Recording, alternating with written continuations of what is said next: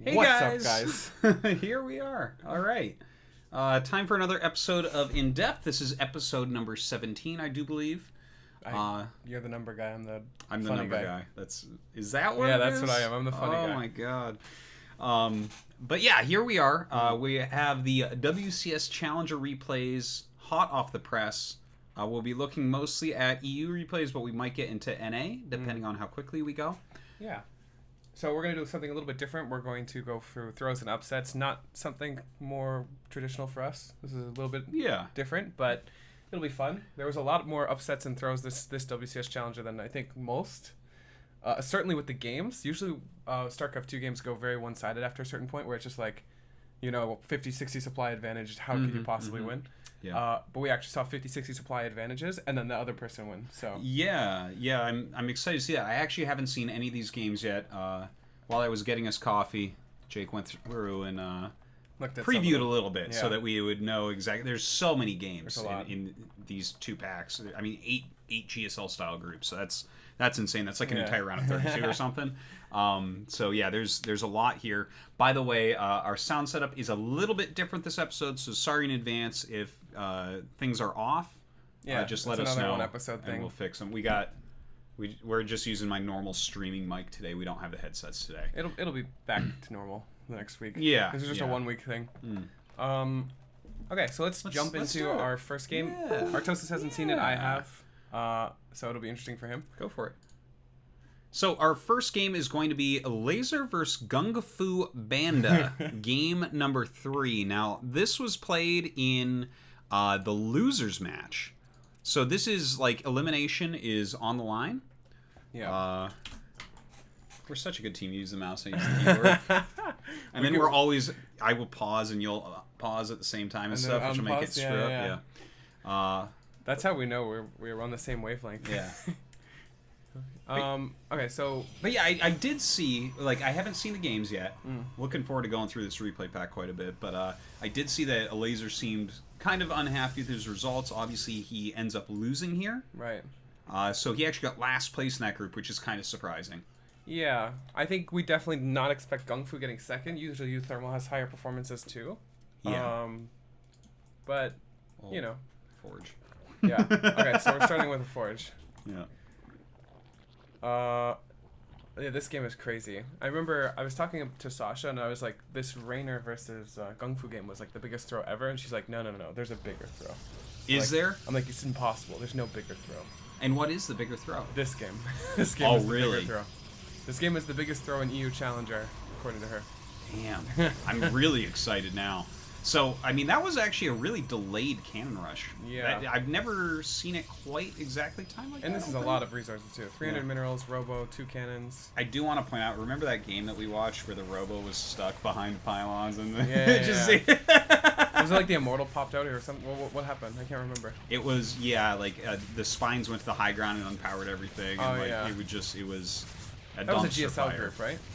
I think that was a Was that a GSL I thought game? that was a GSL game. It might have been. Koreans and their cannon rushes sometimes are just so bad. Yeah. Okay, so guess what happens. It looks like this is going well for Elazer, and he's, This just gets demolished. He doesn't even finish the Immortal. So 3 pylons die, a robo dies. 2 cannons. He lost basically nothing. And basically what? He made 6 lings and 2 spines? Units lost 3 for Zerg. So he lost 3 Zerglings, specifically. So, okay, if you lose 75 resources, 3 units, I can do the math. Yeah, he's in a great spot. I don't think anyone here would argue that GunGFu's in a better spot. He's up 10 workers. He has his 3rd on the way. He can basically do whatever he wants for a very long time. Like, this is a great spot to be in, really. And don't worry, it gets even better. Like, so these speedlings are in your base. How many workers? You get any workers? 41 against 29 right now. He's getting his 3rd hatch. Oh yeah, he's just building drones too. This is absurd. There's only a Stalker and a Sentry on there. I would just leave the game as this Protoss. Yeah. I'd be like, all right, that's it. I mean, I had a good run. He's just taking gases. He's got his Roach for, and like he is just macroing up. Yeah. Like there's actually nothing to be scared of. Like this is the thing: when you lose a robo on the other side of the map, you lose so much infrastructure that you didn't have in your main base. The only thing that I like about GunGFuBanDa's position here is the fact that he got his +1 going real quick, but he didn't even follow it with a Twilight. So I'm like, maybe we could have had like a cool plus two.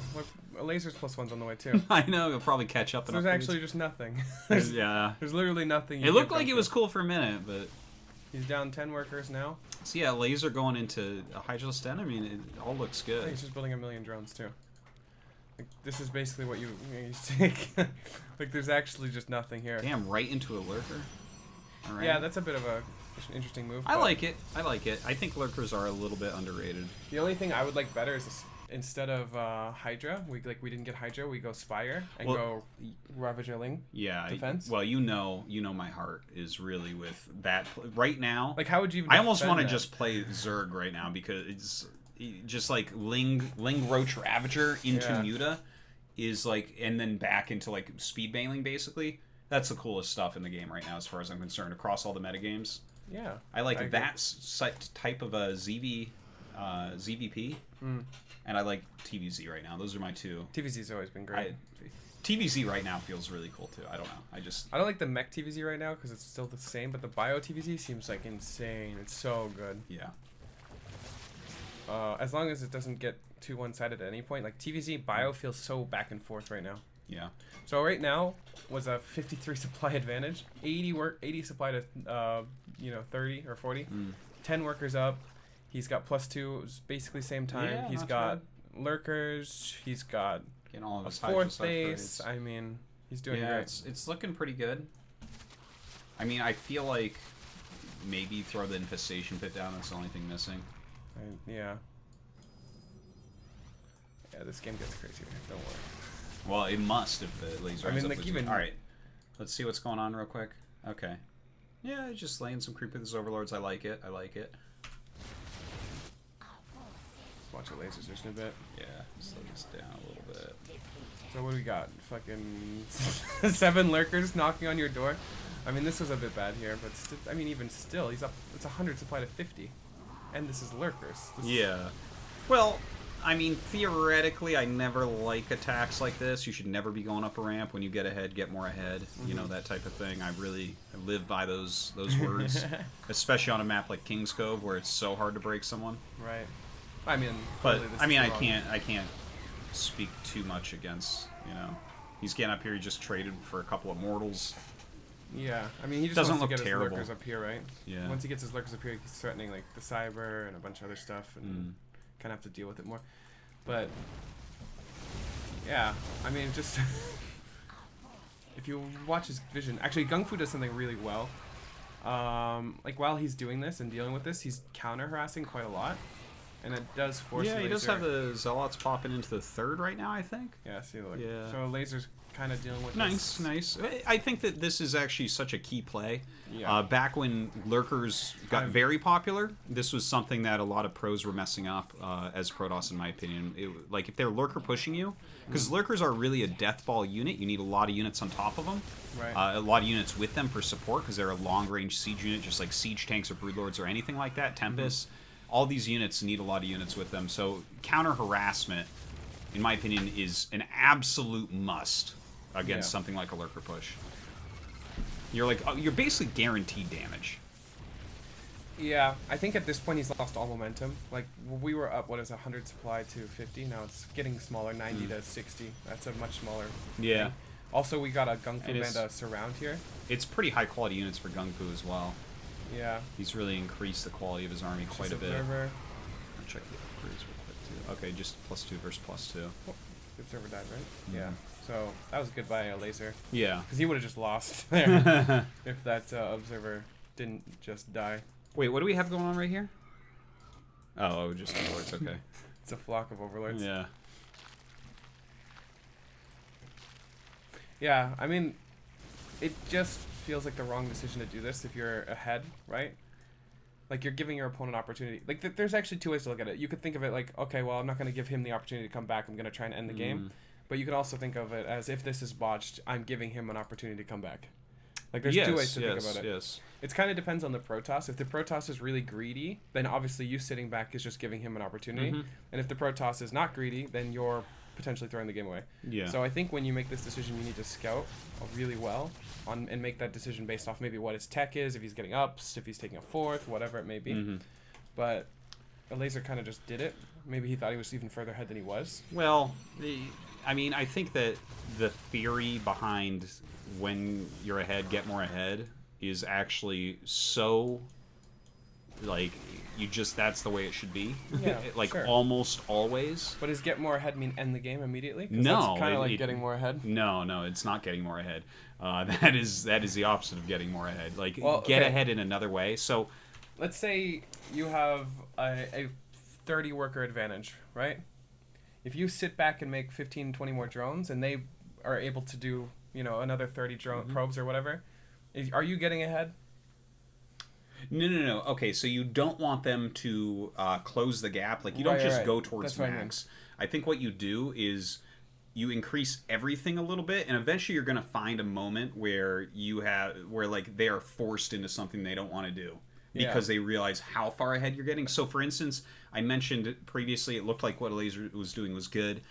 It was actually at 160 supply when I said maybe he should get the infestation pit now, right? But instead he focused heavily on the push, and he was at 162 supply at like 18 minutes, or not 18 minutes, but a lot longer into the game when he actually threw down the infestation pit, right? So that's the type of place where what I think should happen would deviate from this game, where I think if you do something like you have a good size force, right? GunGFu is not able to really take a fourth easily in this situation, but you're not spending all your money getting lurkers trying to push up a ramp, losing hydras, costs inefficiently maybe, or just even on cost while your opponent builds up the strong army. If instead you're rushing up towards Broodlords, let's say, while having a 4 base economy as Zerg, I think that you're basically doing something where you're getting ahead in a way that is going to force GunGFu to come out. So why go in when you can force him out? Well, there's 2 ways GunGFu can react to that, right? There's the build a bunch of Stargates and that way of reacting to it, and take a 4th and build cannons and chill. Or there's the I'm going to kill you before you get Broodlords option, right? Yeah. Which is much less likely if you're behind, I think. Exactly. If you're even, you might be able to go into the later game. But to be honest, and I don't want to use this as like the reason why my theory is strong, but in the current state of PvZ late game, definitely. Even if you're even, the Zerg is advantaged there. Yeah. You should go out and try to kill him, really. Well, I think if this wasn't Elazer, we would have saw everything. Yeah, I think so. He is kind of an aggressive Zerg. Yeah, it's almost to a fault. Like, if you replace Elazer with me, I'm going to do the same thing, too. It's more of a comfort zone thing. I feel more comfortable being the aggressor, kind of dictating the pace of the game.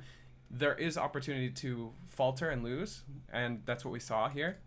But there's also opportunity to just straight up win. And I think GunGFu did a really, really good job of counterattacking and keeping the attention more on his side and while he defended. I think if GunGFu didn't have a prism on the map, he might have just lost. If Elazer has more time to think about it. If it was a different map, he probably would have lost too. Like, that was a lot of lurkers for this position. Yes. I think that's a good thing to point out. If we're playing on a map where your third base is an upper ramp, I think you can win with this push. Yeah. So, like, let's think. I'm not against repugnancy or killing someone. Yeah, I'm not against killing someone when you look at it and you're like, oh, 100% I'm killing him. I don't think you can ever say that going up ramps. It's small possible ramps against Elazer Protoss. thought that though, because you can actually overestimate your advantage too. Like, you shut down that robo pylon cannon rush thing, you're and you so build far a million drones, and you're like, Yeah, how could he possibly defend this? And then you become, uncautious or whatever. You start throwing away units for free because you think you're so far ahead. Yeah. I've lost games before where I'm just like, I can't lose, and then I lose. And the reason why I lost is because I had the mindset that I couldn't lose. Yes. Where if I had any amount of caution, any amount of, caring about that game, there's no way I would have lost. And I feel like a lot of the losses are like that, where you just like, it's impossible for me to lose. Let me just go. Yeah. And then you lose. Well, I think that's a really great place to learn. And I think that it's something that you can kind of expand upon your skill base as a pro gamer in that area specifically very well. Like, knowing exactly when and how you can kill someone. Like, exactly. If you look at like very mapped out metas, sometimes we see players do fantastical things in those situations. Like, oh, I know exactly how to kill you. I mean, I bring this up a lot because it's such a good example, because StarCraft 1 and 2 are very similar, but that's something that you see from Flash, where like he knows if he can kill you, and then he goes and he kills you, and that's it, right? And that's like, it's such a sharp timing that you're like, damn, how does he even know that? There's a lot of players like that too, actually. Now that I think about it, like when you think about it, some people, or especially commentators or whoever, look at fights and they're like, this feels like a really weird fight to take, and then the player just fucking rushes in. That happens sometimes. Rush in, and you're like, what? What is he doing? He's insane. And then he just crushes the fight. You're like, how the hell did he know? He had like one extra Archon and just felt that he could crush it or something. There's like that sense. Every now and then, I'll have a battle where I'm like, I don't know if this is a good idea, and then it does crush, and I'm like, and then he like wins it decisively. And you're like, how is this even possible? Yeah, those are such hard places to pinpoint. I feel like this happens a lot in PvP, for me, because I look at a fight, I'm like, he's attacking up a ramp with an upgrade, whatever upgrades, or even he's attacking up a ramp. This feels really, really weird, even if he has an Archon or 2 or advantage, and then he just crushes him. Yeah, and I'm like, how? How did he know? Classic. How did you know? You know? Yeah. Yeah. That's a good example. Classic does stuff like that sometimes. Yeah. Where Patience too. Where you're just like blinks in and you're like, what? That was dumb. And then he wins and he's like, well, he just has like. I'm gonna hold my breath on whether or not he knows sometimes that it's a kill or not. Yeah. All right, let's watch the end of this game. Yeah, but at this point, we saw the throw, right? Like, there's definitely. It was definitely the attacking up the ramp that was the issue here. Yeah, like if he played this differently, there's no way he wouldn't have been able to keep his lead and possibly win the game. Also, by the way, speaking on what we were talking about before, something that made me a much better pro gamer is when I was ahead, or really far ahead, I thought to myself, how could I possibly lose this game? Yes, that's something that you just I end take up a doing break. A lot. Yeah. Take a second when you're really far ahead. Like, I'll do this in pro games when I'm playing Zest. I'm like killing his main base. I'm like, how could I possibly lose? And I'll build a spore collar because I'm like, DTs will kill me. And then DTs will come in. I'm like, oh my god, I literally won the game because I thought to myself, how could I possibly lose? Yeah. So, and you guys are really far ahead in a StarCraft match. Take a second because you have time if you're really far ahead. Yeah. I'm not talking like... and really think, like, what could possibly kill you? Is it a huge drop to my main base? It could be a fucking mothership. Yeah. But just prepare for whatever you think could possibly kill you. A lot of the times I've been saved by that. Like, for example, I'll be killing a Terran player and I see a Tech Lab starport. I don't know if there's a fusion core, but I'm winning to the point where I'm like, I'm going to build 3 spores. And you'd be like, well, why would you do that? And then a BC blinks in. And I'm like... That's why. You know, like... Absolutely. Just think to yourself. But you should make sure that you're really far ahead because... If you're not really far ahead and you do this, sometimes you can lose your advantage. Well, if you try to defend everything, that can kill you at every point in StarCraft. That's the best way to never win. Trying to always win is the best way to make sure you never win. Okay? You got to be ready to lose games. Yeah. It's actually a really important thing that I struggle with personally. I'm one of those people that wants to, like, cover every base. Every base, yeah. But, like, as soon as I stop doing that, my win rate goes way up. I find that as a Zerg player, your best response when you're asking what you possibly lose to is just building a spore immediately. Because it basically defends everything that could kill you. It's a good point. It's like... Yeah. So if you're a Zerg player and you're really far ahead, just build a spore. You'll be fine. You're Terran, maybe you need a bunker, a turret, I don't know. Just siege your tanks a little bit further in, like, I don't know. If you're Protoss, it's flying units. So, yeah. I think, looking at this game, we replace Elazer with anybody else, there's no way they lose, basically. Like, as long as it's a Lambo, a Serral, or somebody that's somebody who's just comfortable going to the late game and not caring about it, they take the advantage you have and you just keep pushing it. With a late game army, I don't see how you could possibly break the Zerg player. You're adding layers of complexity at that point. If you do the get further ahead thing, right?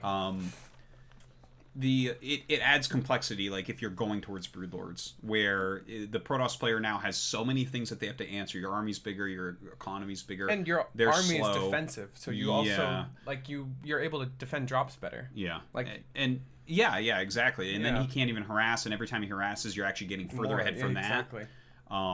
But yeah, it's interesting too because definitely there are points in time where you do want to go kill your opponent, but you need to really understand those. And when things like this go wrong, it's a great moment, I think, for a pro gamer to sit down and look and be like, okay, there's something I'm missing right here understanding-wise. And there's nothing wrong with that. People are missing things understanding-wise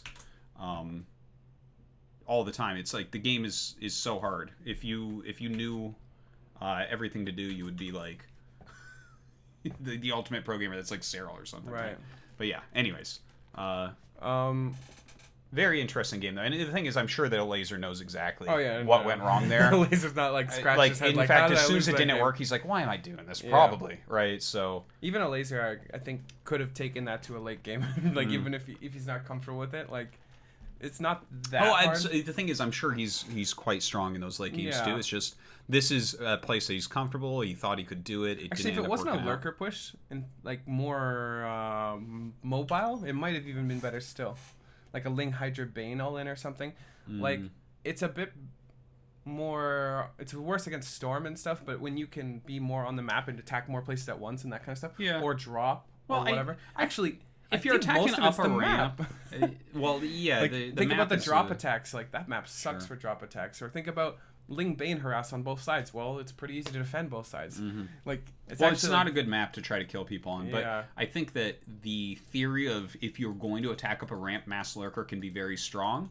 I don't really have anything wrong with that idea, right? Because things get naturally clumped on the ramp. So sometimes you get really good value like that as well, but yeah. Anyways, okay, so we're going into the second game that we're going to be looking at, and so this time, when I watched this, I felt like GunGfu had the game won. And then you just lost. Okay. So it's a GunGfu throw. Yeah, it's a GunGfu throw. This is game number... Okay, so this is GunGFuBanDa against Reynor, and it's game number 1 of their very first... the first match in the group. So obviously you're looking at this and you're saying, okay, GunGfu is... You know, he's a strong player. He's been doing reasonably well recently, but he's against Reynor, so he's screwed. Yeah. Well, let's see what goes wrong here. Yeah, I'm kind of curious what goes wrong for Reynor, too, because I peered in, and basically what I saw was GunGfu killed his entire army. And then lost. So I'm curious where it went wrong for Reynor as well. By the way, this is the most annoying thing ever. What? Like, just messing with drones. It's so annoying. Oh, the probe harass? Yeah, it's so annoying. Apparently, Sasha said that Reynor or Serral just attacks it with a probe or a drone now. Like just right clicks a drone on it. Yeah, if they're like harassing back here, like he just attacks it instead of like, you know how Zerg players can right click as well. Yeah. And then like they play this game of like right clicking both of them. Yeah. He just attacks it now, apparently. He just doesn't care. I understand that. He doesn't have time for that crap, man. Yeah. World champion. He's just like a world champion. He's like, if it may be less efficient, I actually just don't give a fuck. Yeah. It might even be more efficient, It's possible. Let's see what this does. Nothing. That's the best Oracle skin, by the way. I just want to throw that out there. Isn't that the basic one? No. What? How is that basic? I don't know. Jesus. Oh, it's the Purifier one, right? Yeah. I think that's the name of it. So, 3 Oracles feels insanely strong. Okay? Yeah, it's a good meta. As a Zerg player, it's so good if you're good at controlling Oracles, because you can take a lot of damage on one and have your other 2 just keep shooting. Yeah, I love 3 running in, and then the one that's taking damage runs out, and the other 2 just finish stuff off. What? Wow, that was terrible. Okay, well, how did he lost 2 Oracles? Okay. By the way, we gotta talk about what the hell GunGFuBanDa is doing right now. Okay, so he did the 3 Oracles, wasn't doing too well. Double Forge. Double Forge, I saw that. I didn't say anything because we were talking about other stuff, and I was like, ooh, I like that type of thing. But that's good. What am I looking at here? Also, he's not upgrading. What am I looking at here? Start? Did they just finish now, or have they just been sitting They just finished like a moment ago. Okay. But that's a robotic spade, and that's 2 forges. So I'm excited. I want this to be good, whatever this is, but let's see. There's your double ups. I actually really like double. If he had kept the 3 Oracles alive too, and like even if he didn't do economic damage, the threat of triple Oracle is so annoying. Especially like when you go in the main base, if you keep your 3 Oracles high HP, they keep coming in. Like you have to keep dealing with it. I remember I lost like 20 workers, and I didn't even do anything wrong. Like I think it was like I'm trying to remember who it was. He was like 6'6", so it was probably somebody around stats level. And just kept coming in with 3 Oracles. I had to keep building 9 drones every time they came in. I had to build 9 more drones. Build 9 more drones, 3 Oracles. That's 9 crazy. more drones, and then you know what happened? Immortal Sentry all in. I'm like, of course. I'm like, how could I possibly defend this? I had to build 9 drones every time it comes in. If you had given me a second, I could have answered that. But actually, okay, so a couple thoughts. First, on what you're talking about with 3 Oracle, because it is very popular right now. You remember when 2 Stargate Phoenix a long time ago started to get popular? Like before Zest reintroduced it into the modern meta. Okay. That's where he was hiding that it was like the second Mana, Stargate. Serral time. Like double Stargate Phoenix. So Zest reintroduced it that season against Sort of, I think, actually. Remember when Sort of was playing? Right? He was in Zest group, if I recall correctly. I think so. Yeah, so I believe it was that group where Zest kind of made the new, because that was around the same time that those charge all-ins existed, so it was like kind of hiding that he was going into that because you were going Roach blind to counter it, and then it was... Okay, so I'm talking about before that. Okay. Like way long ago when 2 Stargate Phoenix was a reasonable build in PvZ. People started adding a second spore against it, and that was kind of the defense that was being used because the single you couldn't really stop it. Now obviously the metagame has evolved a lot since then. I'm just wondering, because if you're rebuilding 9 drones each time because of the 3 Oracle, without any doubt making 3 extra spores is better than that. I agree. So maybe it's time when you see Stargate, because 3 Oracle's so normal in the meta, that you just immediately make more spores. I think actually extra queens would be better. Because they have more utility. Yeah, they do. They do. Like, I wonder, can you have the right number of queens up?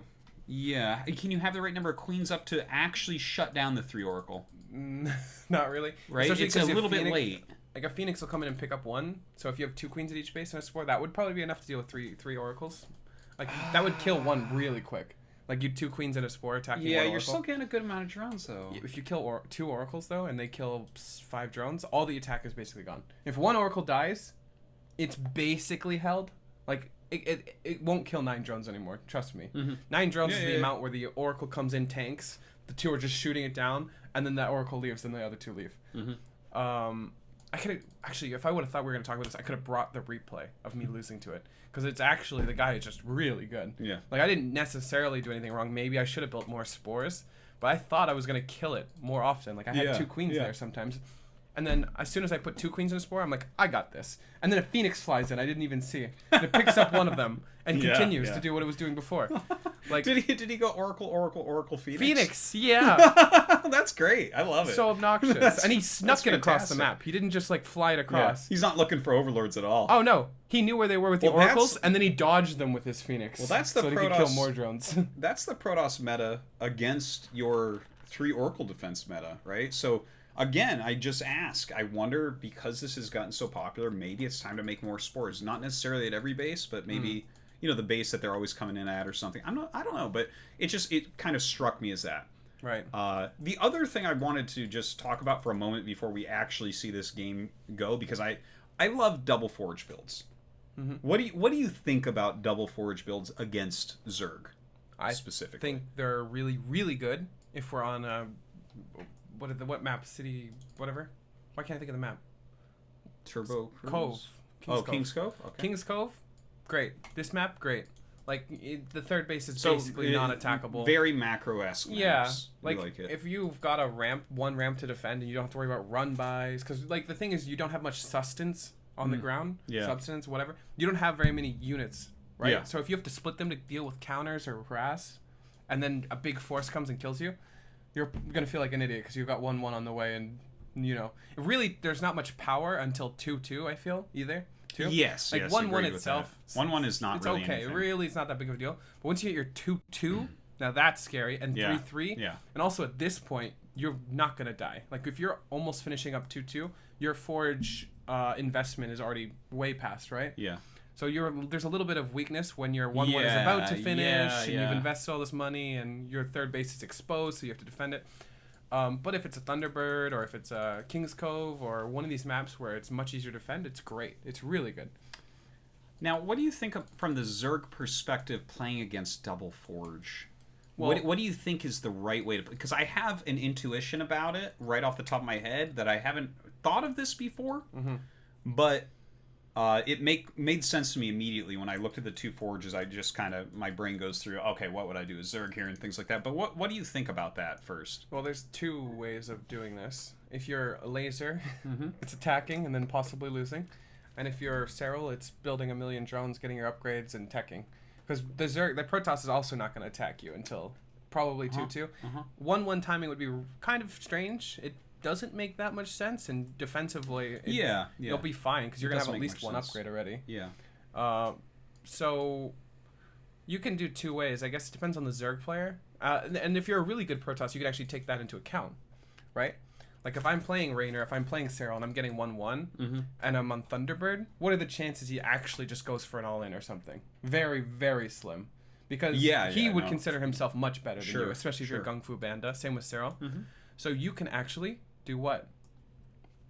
Maybe take a fourth? Yeah. Fair. Why not?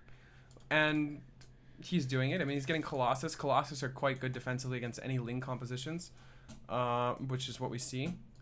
And another thing is you're probably going to see Ling compositions against Oracle openings and stuff like that. I mean, it doesn't... You can do roach timings. It's fine, I guess. Yeah. Depends on the Zerg. But the thing is, if you tech faster, you're taking more of that... Like, okay, I'm trying to think of how to word this. Stargate openings, you're not usually going to be pressured really fast. Roaches are really good at defending, right? We don't necessarily see many mass roach all-ins or whatever. They're not that great, honestly. No. Especially on a map like Thunderbird, that would just be dumb. Yeah. Like, nobody would do that.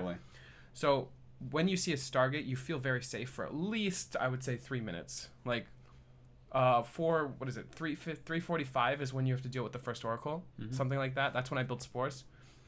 3 minutes after that is basically the period of time that you're not going to be attacked. At least nothing crazy. Yeah. Especially if they take a third. Most people use the Oracles to defend a third. So you can scout the third, see that, and you just build a million drones. No one builds a Roach Warren then. It's very unnecessary. So you can take that and tech really fast. Hydras, Hydraling Bane, you can go Infestation Pit, which is what we see. You can go Spire if you want, but it's kind of silly because he's got a Stargate already. But sometimes people like to play those memes. Okay. Yeah. So, okay. I mean, I like your assessment of especially the maps and whatnot. The maps are really important for it. The thing that struck me immediately about the Double Forge, what might be strong against it, and I haven't put a lot of thought in this, so let me just riff for a minute and see what you think about it, but immediately came to my mind Banelings.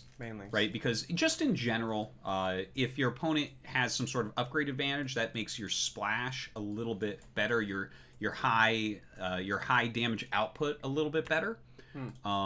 Like, for instance, if you're playing against Terran and you know they're going to crush you in upgrades, things like Disruptors become very strong and very smart because it gives you a real chance. He knows everything. But I feel like a kind of tempo-ish based play with that makes some sense, and then teching up, because when you think about what units are actually going to really get a lot of value out of Double Forge, it's mostly Zealots, possibly Stalkers.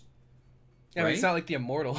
Yeah, the Immortal doesn't care about armor. Be like, wow, I've got extra armor, or I can do 2 extra damage. Or the Immortal doesn't care. The Sentry doesn't care. Yeah. Archons don't care. Like, all those only want attack upgrades. This guy does care. He does care a little bit. Yeah, like, obviously attack upgrades are always strong. The thing is, you're always going to have the attack upgrades. It's the armor upgrades that make Double Forge different from Single Forge. That's true. So when I think about that, I'm just like, oh yeah, just Banelings in general are going to be a good counter against this. And if you can play a more tempo-based army, like a Ling... I guess you could go Ling Bane Hydra, although, like, I feel like that's specifically Hydras are going to be what the Zealots really do much better against. But, like, Ling Bane Ravager into, like, the Greater Spire Tech or something seems to me to be, just off the top of my head, I think a smart idea. If you scout this fast enough, I think my favorite response might be Swarmhost Nidus or something along those lines. Double Forge, probably not going to have very many units. If you can hit the correct timing. Yeah, it's a slower build. That makes some sense. Yeah, I see what you're saying. Like, you don't need to go all in with it. It's more about, like, trading units, like making them trade and forcing them to build units, and not, obviously he's not taking a fourth anytime soon. Like, he spread himself thin if he does that. Perhaps this map's okay for it. I mean, there's space for it. But I don't fault Reynor's play at all. I think Reynor's playing a perfect response. Everything seems totally fine. Just something that I'm interested in. But yeah, I think Banelings are good too. And that's really why we make the shows, because we like to talk about this type of crap. Okay, let's go. One thing, his creep is really good. I find a lot of Zerg players just don't care that much about creep in PvZ. You should, though. Yeah, you should. It's actually really, really good. It's really good. This is not a good move out. What is this, by the way? This is not a good move out. Ooh. What am I looking at? Yeah, I don't know what he thinks he's going to fight with this. Like, what? Well, I think he's just, like, you've only made drones this game. He's right, I guess. Yeah. This just feels so counterintuitive. I guess that makes it a good move out, but... If there was any amount of roaches though. If there was any amount of banelings with speed, like, I mean, if there was any amount of anything. I mean, he didn't scout anything. There could be like 100 roaches here, you know? Yeah. Well, he has just enough force fields to maybe run away one time. Like, yeah. This army looks like the most fragile thing I've ever seen. He's playing so blindly, too. I feel like a corruptor beats this army. It actually... Almost. Not quite. 2 or 3 corruptors. But this is such a jank, weird army. Yeah, I think Reynor just doesn't even know. I mean... That was weird, but hey, he forced a cancel, so power to him. Yeah. Nice this is pretty good defense. Nice yeah, that was really good. Okay, so he gets out of there. So I guess it turns out to be good. Kinda. I mean, those are risks I don't think most players are willing to take. Yeah, because those are risks that'll make you lose the game. Definitely I actually haven't seen. I only saw to a point where the game got really one-sided for GunGfu, so I haven't seen any of this parts of the game. I didn't watch it while you were out, so. Yeah. Like, this army's starting to get scary. I actually find Colossi... No, it's a reasonable army. You got to look at how many force fields he has, because Banelings actually kill Colossus-based armies. Yeah. Some people might be confused about that, but Colossus stand on top of other units. So Banelings are actually quite a nice counter, if they get in. This map feels kind of bad for Colossi in general. Let's see the battle. Oh, here, let's... Yeah, go back. I'm looking at the creep while the battle happens. Jeez. That's why I'm not an observer.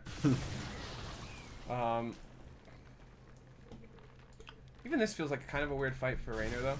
I mean, I don't... Okay, never mind. Didn't see these million Banelings. Yeah.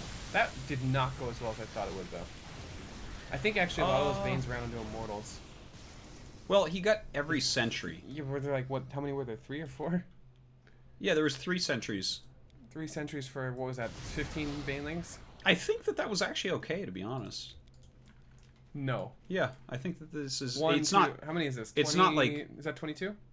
Yeah, that's 22. Or is this 3, right? 6? Oh, wait, no, those are rows of 8. Yeah, 8. So, 16, 18? Yeah. Okay. 8 plus 8 plus 2. All right, so here, let's see it. How much gas and minerals is this? I don't know, man. Okay, it's 18 Banelings. We know so, how much that okay, this many Banelings? Mm-hmm. Oh, the thing is Blink. This many Banelings could kill all these Stalkers for sure. Yeah.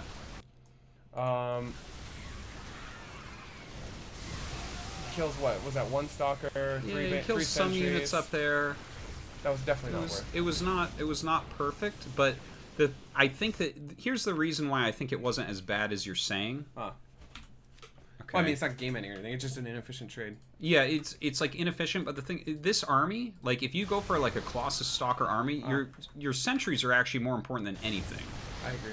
And that was a lot of energy on those sentries, and now we're sitting here with a 0 sentry army, which means that the next time he engages it, he'll kill the army like no matter what.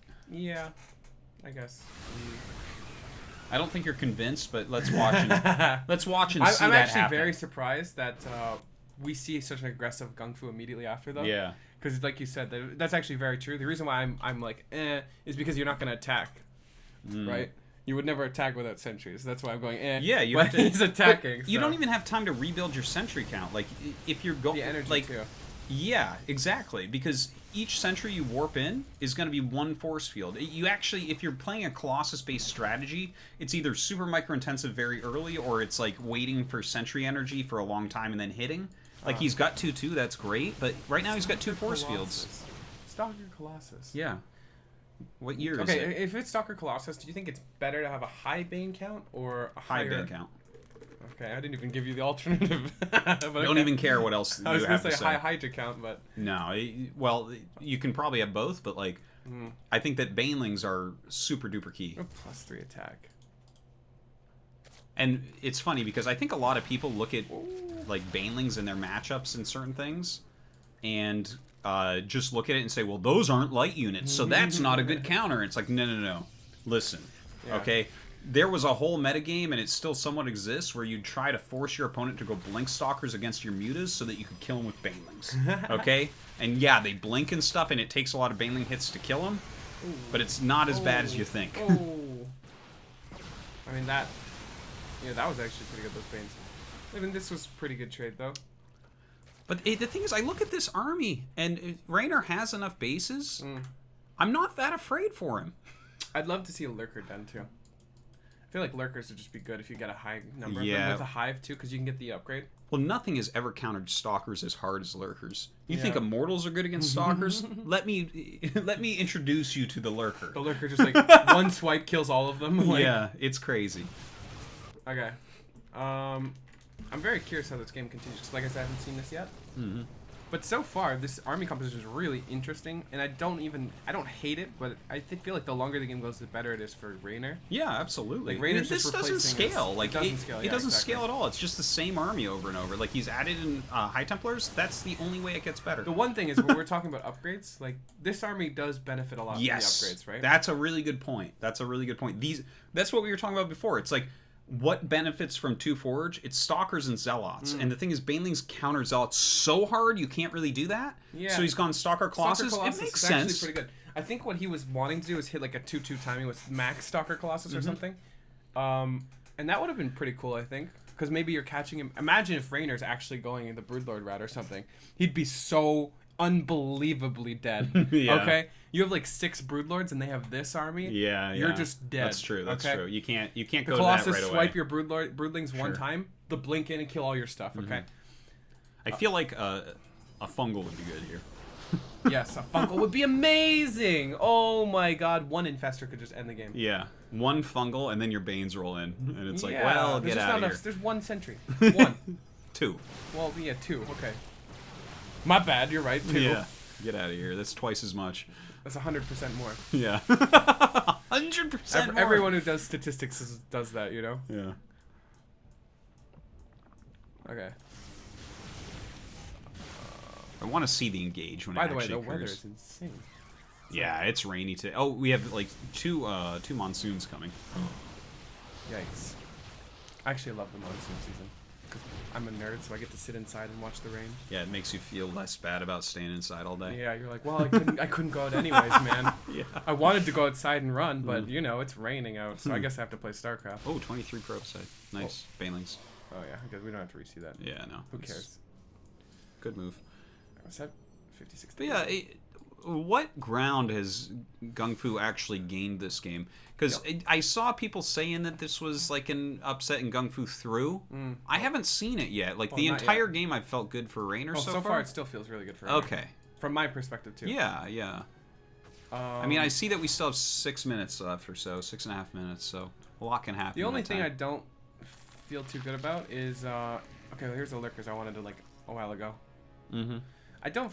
Well, I was about to say that, but now Reynor's adding on lurkers. I was gonna say I feel like he hasn't really added on much future tech. You know, like he's been on this high drilling Bane army for quite a while, but obviously he's adding on like lurkers. Yeah, and I like that he has like a few Vipers in there as well. I think that that's really smart. Does it transform to changeling trigger?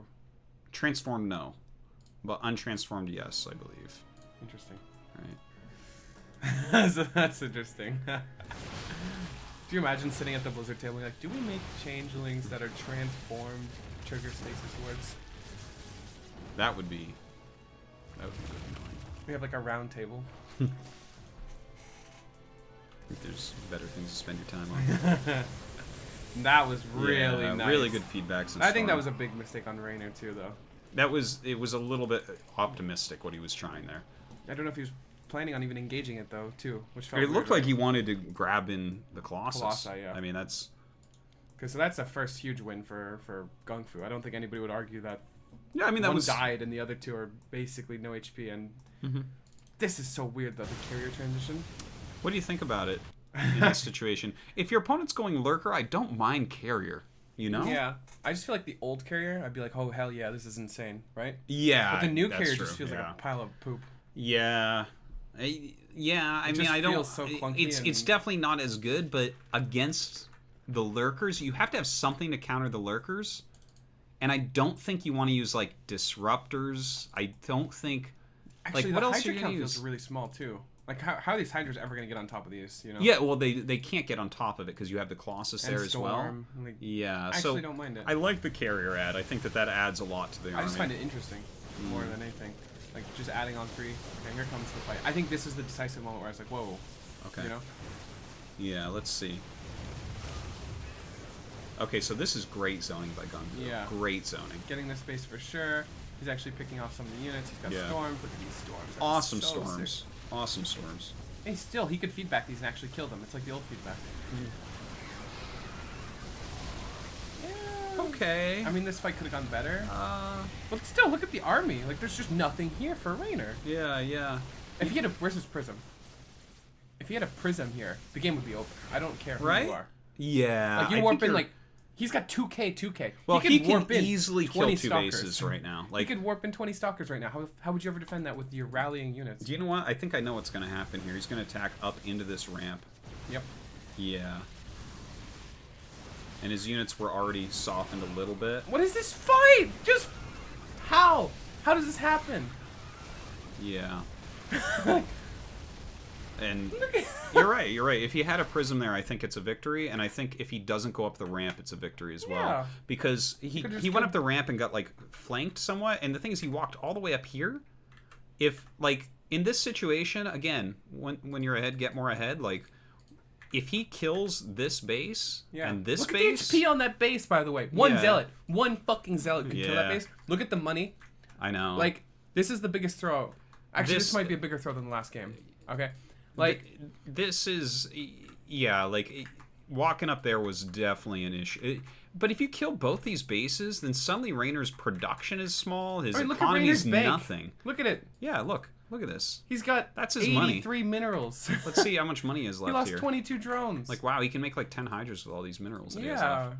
Yeah. And he's got 2k bank. If he didn't lose all of his everything, like these zealots could almost take that. If these zealots were in the fight.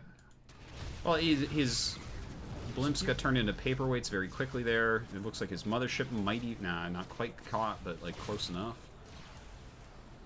I mean, even now, though, I still feel like right now, totally a game that GunGfu can win. Well, let's take a look at his economy, actually. Oh, that's funny. This DT just killed this base. I know. Hold on, I gotta look at something. Okay, let's see. Not the best economy for him either.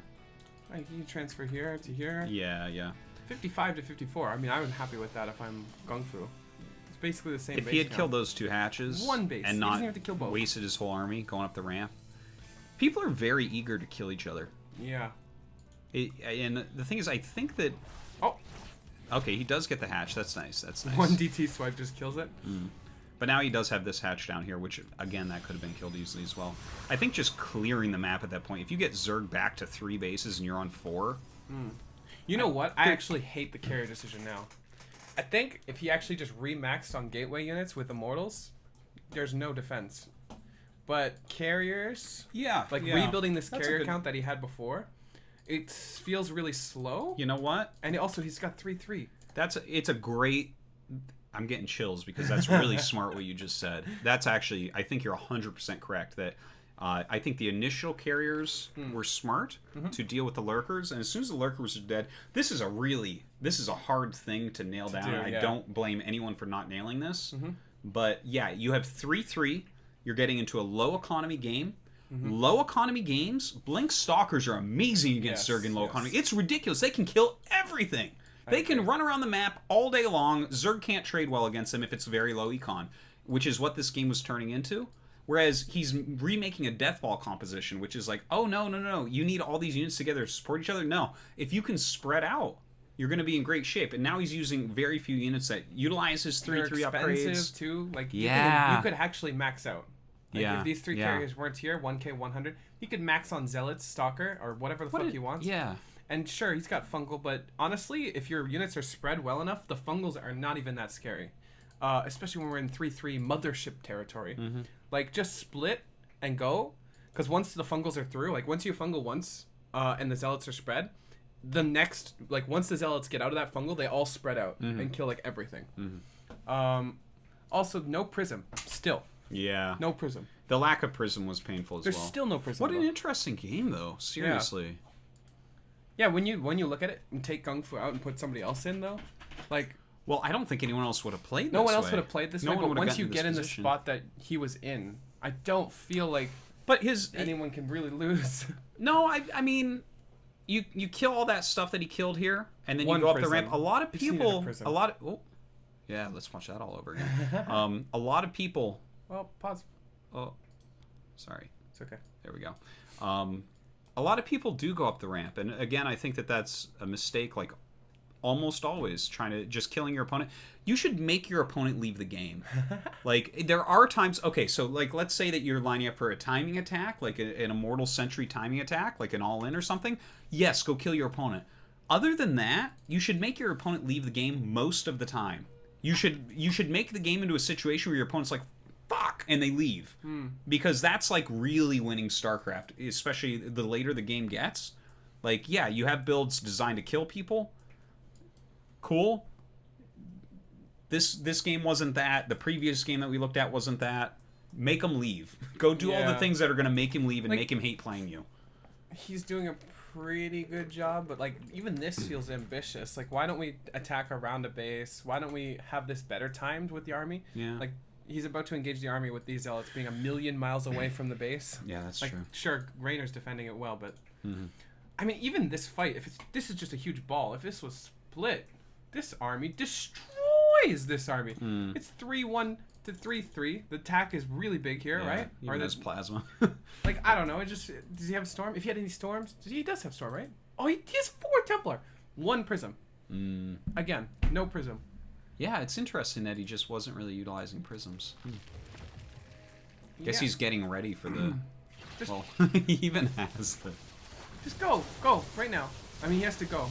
If he's going to go, then go. If not, then don't go. He's being really indecisive right now. Also, still no prism. Well, I think the game has gotten very weird at this point. How do you... 46? How do you lose from this position still? Wait, as Protoss? Yeah. No, this is Reynor 1K favored. 500? This is Reynor here. This is Reynor favored. Look. Okay. Okay. Let's look at the actual... Let's look at the army. We don't need to look at the army on the screen. Let's look at the actual the unit tab. Okay. Okay. So, here's what I see. 16 infestors. 16, 8, 11. You're not going to break this ever, right? You got 15 zealots. That doesn't really do much. You're right that you should be hitting around at the edges, I would say, but Reynor is actually getting into a legitimate, cost-efficient, strong army.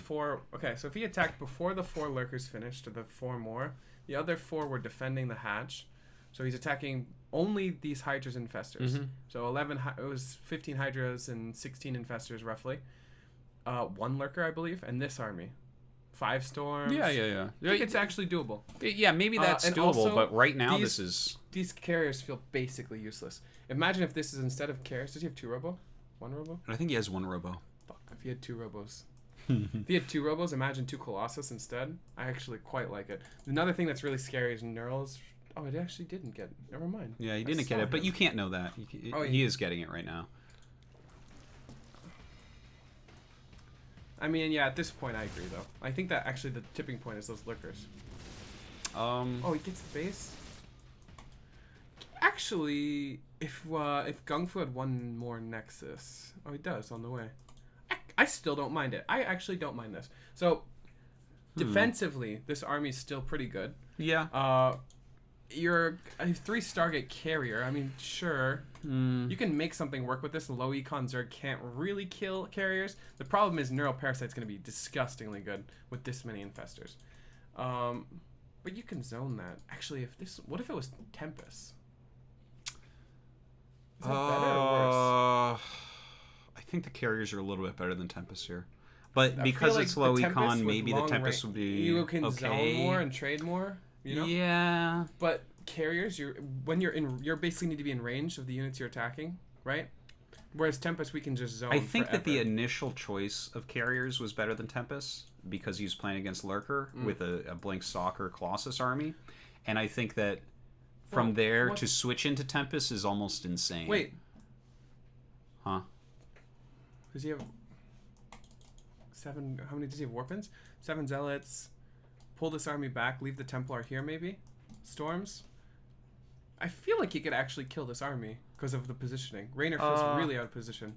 It's kind of sloppy. I this stuff, I guess. Yeah, I mean, everything does look a little bit sloppy. He's not backing up right now. The problem is that there's going to be 1,000,000 neurals. Oh, he doesn't have it yet. No, it's almost done, but... Here, yeah, let's just watch what happens. Back up, back up, back up, back up! If he had backed into this army, he's still kind of winning this fight. Yeah, he just needed to back up. He probably would have won this fight. Huh. He's still not even in a terrible spot. Like, how many carriers are there here? Recall? Great.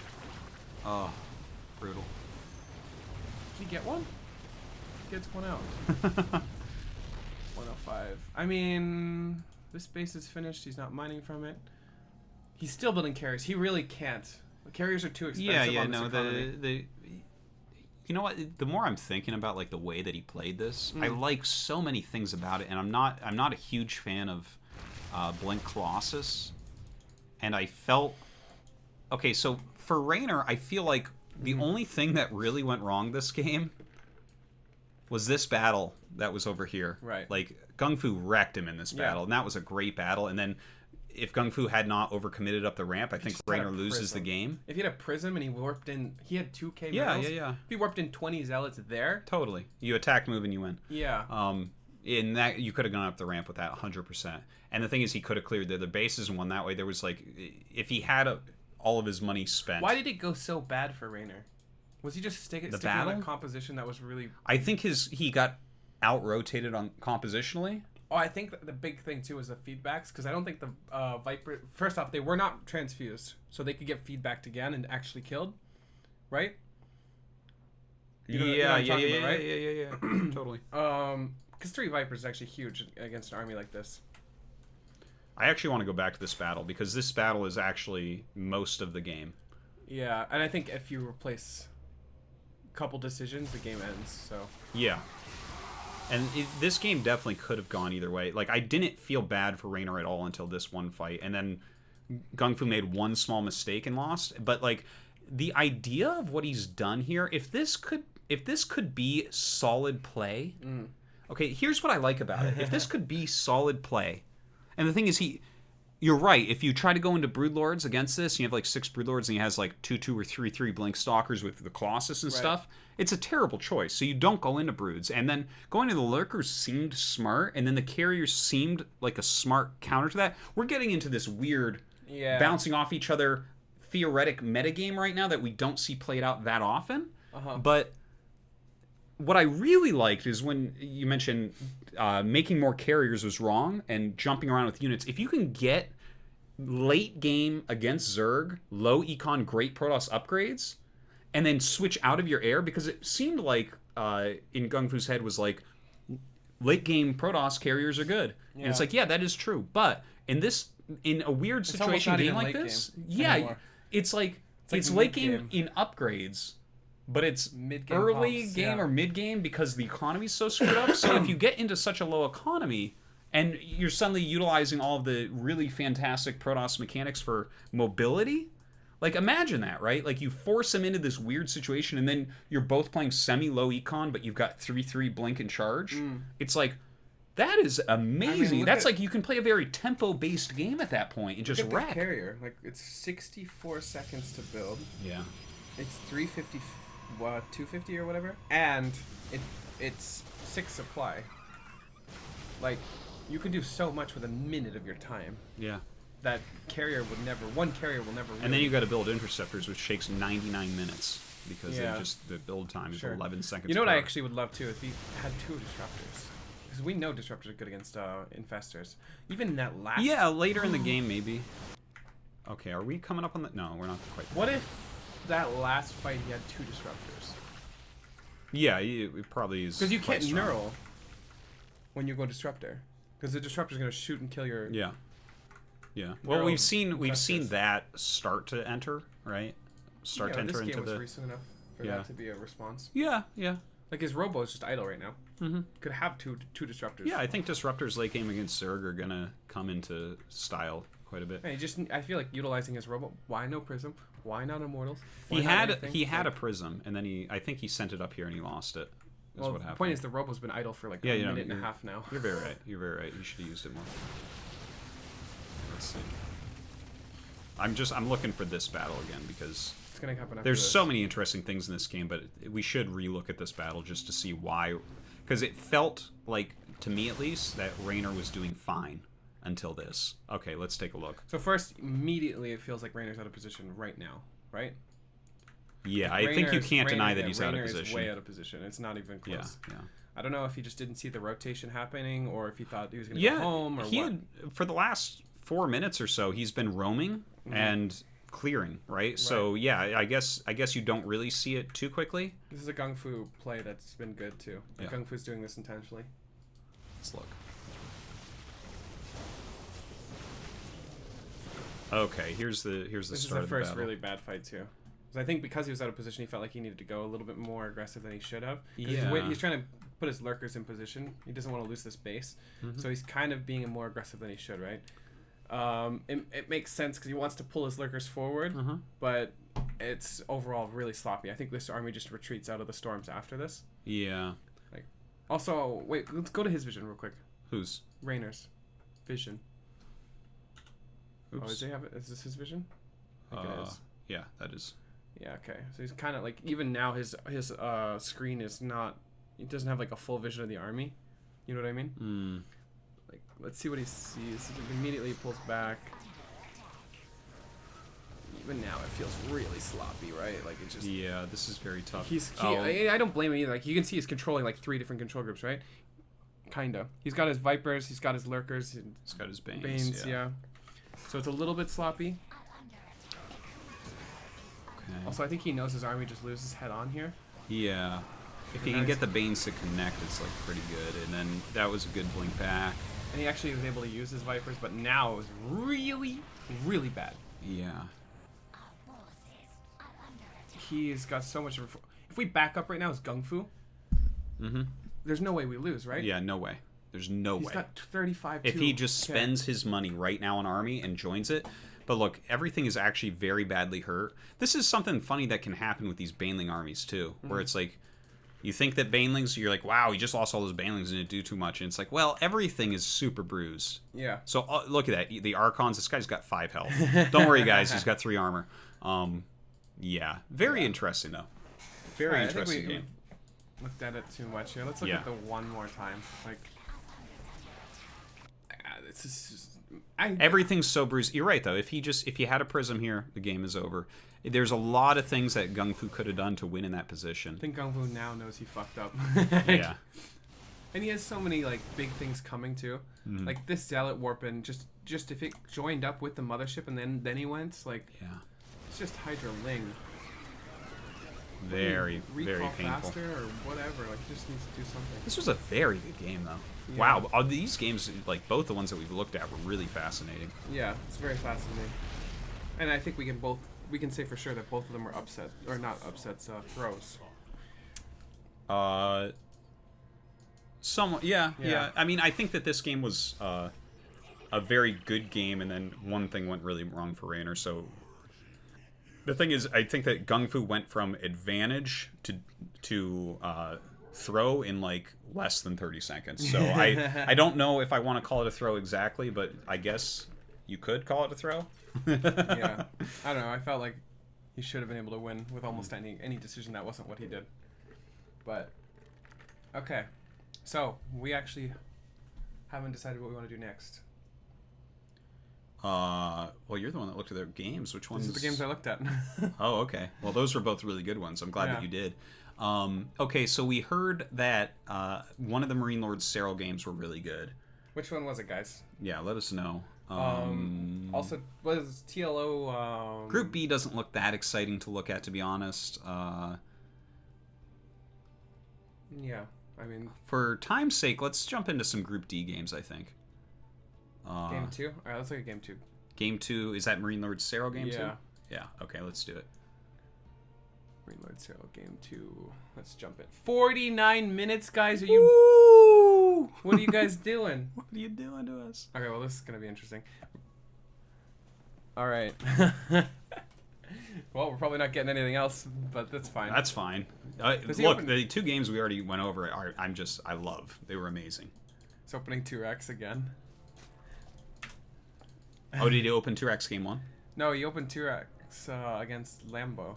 Oh, okay. Remember there was that one game I was talking about? What is that? What? Yeah, that looks weird. What? It's gone. What was that? I don't know.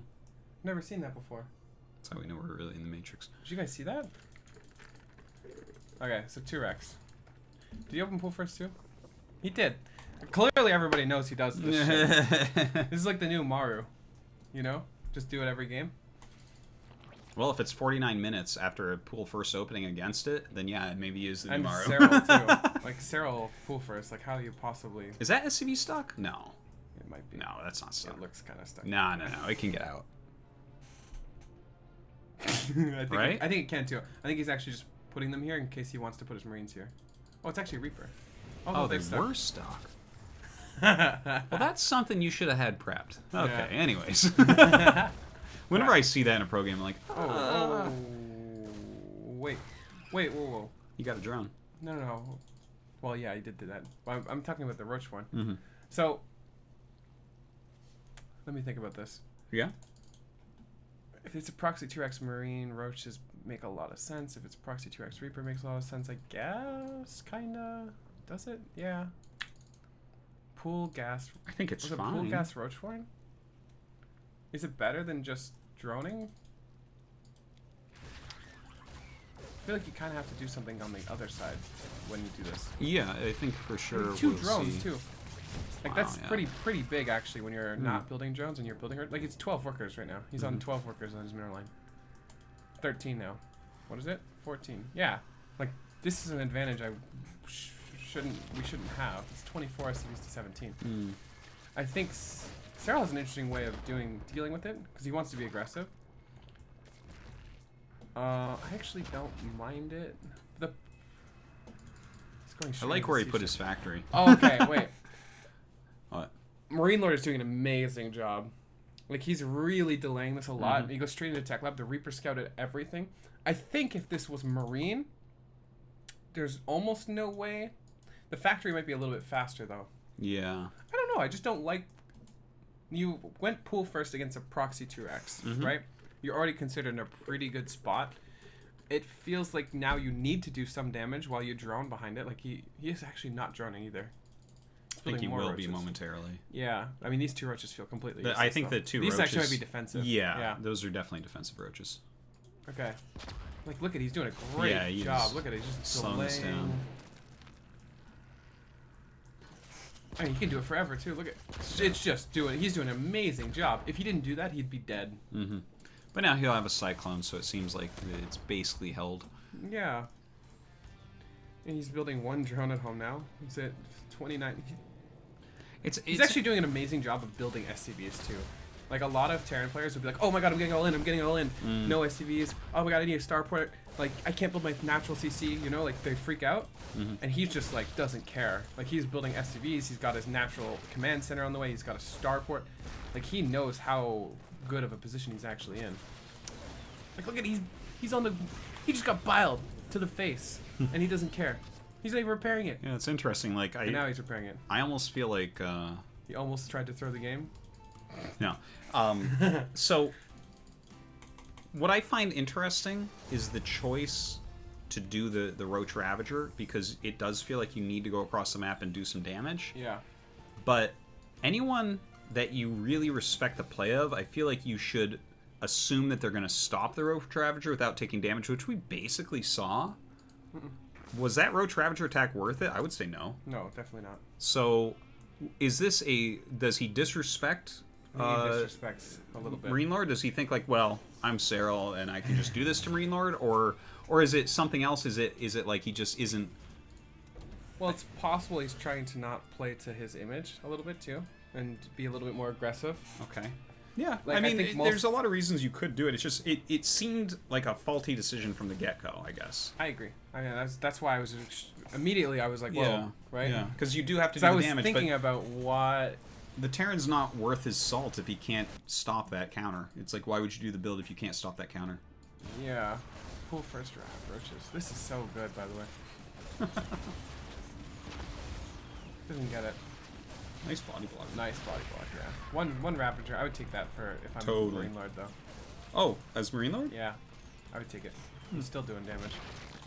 But the Ravager doesn't have a lot of value right now. I would take that as Serral. You save the hatch and you kill off some of the harassment units. I would take this if I was Serral. Yeah. Yeah, definitely. I would definitely take that as well as Serral, yeah. Yeah. That's a you know good what? trade No, right as there. MarineLorD, I would those 3 things he killed? Yeah. I think that was pretty value for the Cyclones. It's a BC. Yeah, I mean, I think those lings did a lot of damage. This is what no, I still take this as MarineLorD. Canceling the depots and losing 3 SCVs. He basically did more damage with these lings than all the roaches and raptors this entire game. Yeah.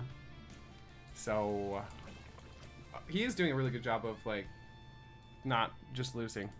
I think that's pretty impressive by Serral. Yeah, yeah. He's very good at that. Memes aside. BC on the way. What do you think of MarineLorD's follow-up? Because there's no stim. Yeah, I'm not sure what it is. I feel like he's just setting up for a push to... Right there? Yeah, right there. I actually think he just wants to take his 3rd CC and not die. So he's just going to build a bunch of tanks. I mean, both... It feels like it can do both those. I'm just wondering why he's producing Marines right now, because it's really clear he's not going bio. Like, he is going to go into mech 100% from here. You think so? Yes. 100%. You can't see that? I kind of can, because there's no stim. But you can't see that. He's adding 2 gases, and he doesn't have a tech lab on that 2nd barracks. Yeah, the tech lab. This is a mech build. So I'm wondering, why would you be making Marines right now? Because you don't need the Marines. The Marines aren't important. You can mess with Serral a little bit. Serral hasn't well, scouted. Serral's in here and he sees gases being taken. Like, I think you... In the Overseers to get a scouted, I think. Yeah. I hope he throws out a fucking tech lab here. I hope he does too. I hope he does that, and then he has 900 gas while he's going bio. I hope that's what we see. That's what I want. And it's still a 50-minute game against Serral, and then I can just look at this. Maybe he just wants to build battle cruisers the whole game and siege tanks. You ever think about that? 6 gases. Yeah, no, this is the optimal time right now to get stim, isn't it? With 6 gases. You're lucky because Jesus, we could have just kept producing battle cruiser siege tank all game with bio. You don't need that much gas for that. Well, you do if you want 1-1 and an armory. You would have added those a long time ago. Okay, let's see what's going on. I guess he never did do that Marine tank move out. No, it was just... I'm interested, though, like, I guess with this small amount of Marines, I thought he was going to make more with both the barracks landed there. If he was going for bio, I think he probably would have done that, though. Right? Yeah. Like, if he goes bio, then he's getting his stim and his other stuff, and he's building more bio. And then he's more mobile, but if you're going mech, you kind of just want your base up. What do you think about the amount of Marines he made? I guess it's okay, though, right? Well, like, fine. it's not bad. It's not that many. Yeah. I mean, what else are you gonna do with the Raxus? And I think a lesser Zerg would actually be a little bit like questioning this. You know, like even though he is throwing on the gases, he did go BC. Like, you might have to ask yourself, is he going bio? He has 2 Raxus already. Is he really just not going to utilize those at all? And like I said, if I was playing, I would definitely consider it more than Serral probably would. But I'm a lesser Zerg. Yeah. Well, we all are. Yeah, that's true, I guess. Even Dark. Dark doesn't agree with that, though. I know he doesn't, but, I mean, eventually he's going to be 0-10 against Serral, and he's going to have to just live with it. He's going to have to own up eventually. Didn't Dark have some insane, like, 41-0 against foreigners? Yeah, it was crazy. Okay, let's take a look at this. This is exciting. All right, we're 10 minutes in. The army composition, this is like a very much like I'm going to trade with your mech army and, you know, try to do damage army composition. Like, we're seeing no infestation pit, right? No infestation pit. There's a spire. That's kind of cool. Look at the worker count right now. 75 to 68. Yeah, this feels like he has to do something. Yeah. Again. Yeah. I really don't find that Serral's in a position that he usually has to do something. You know what I mean? It's always the other person that has to do something against Serral. It feels really weird when we're looking at a game where Serral has to do damage to somebody else. And there's certainly he does, because this army composition is garbage once the game goes on, and we don't have an infestation pit, and we don't have a good economy, and we're building a bunch of links. And, you know, he has the 11 corruptors. I've seen a lot of this against the BC tech, where you attack with a rather large army, and the corruptors keep the BCs really, really busy. Because, like, you almost need the BCs to help with the land. Like, so, for instance, 100% he can kill this 4th, right? There's no way. There's no way to save that. He can kill the entire wall going up to the 3rd, I'm sure. Maybe he can force a 3rd lift. What do you think if MarineLorD sees these corruptors here? What do you think of him blinking his BCs? I think that you lose at least 2 bases. I think you lose at least 2 bases. I think that you have to do defensive blinks here. Yeah, but doesn't Serral possibly lose 2 bases as well? Or maybe not. No. Serral will live through that. Like, he can just make, like, corruptors or something, run drones away. The BCs must play defense here. He has to. I agree. I'm just spitballing here. Get out of here. No regret. You think he can go across the map? What are these BCs doing? Okay, where is he actually going? It would be a mistake not to attack here, right? To attack into the 3rd? To not kill this planetary. Like, yeah, it seems to me like you should take the planetary first, but... To be fair, there's only one maybe tank he thinks there. Once he breaks through here, he can take that out from above or something. You know about the wall? Wait, Mike? V. Kinda? Yeah, I mean, I think he assumes... If he doesn't know about the wall, then it kind of makes more sense, because you see this and you're like, okay, I can rush in, but there's no reason a barracks will be here. But he'll break it really quick, too. Yeah. I don't know, I just don't like the idea of attacking up a ramp, I think. Again. Especially with queens. Does the queen's body block? Look at this. Yeah, they do.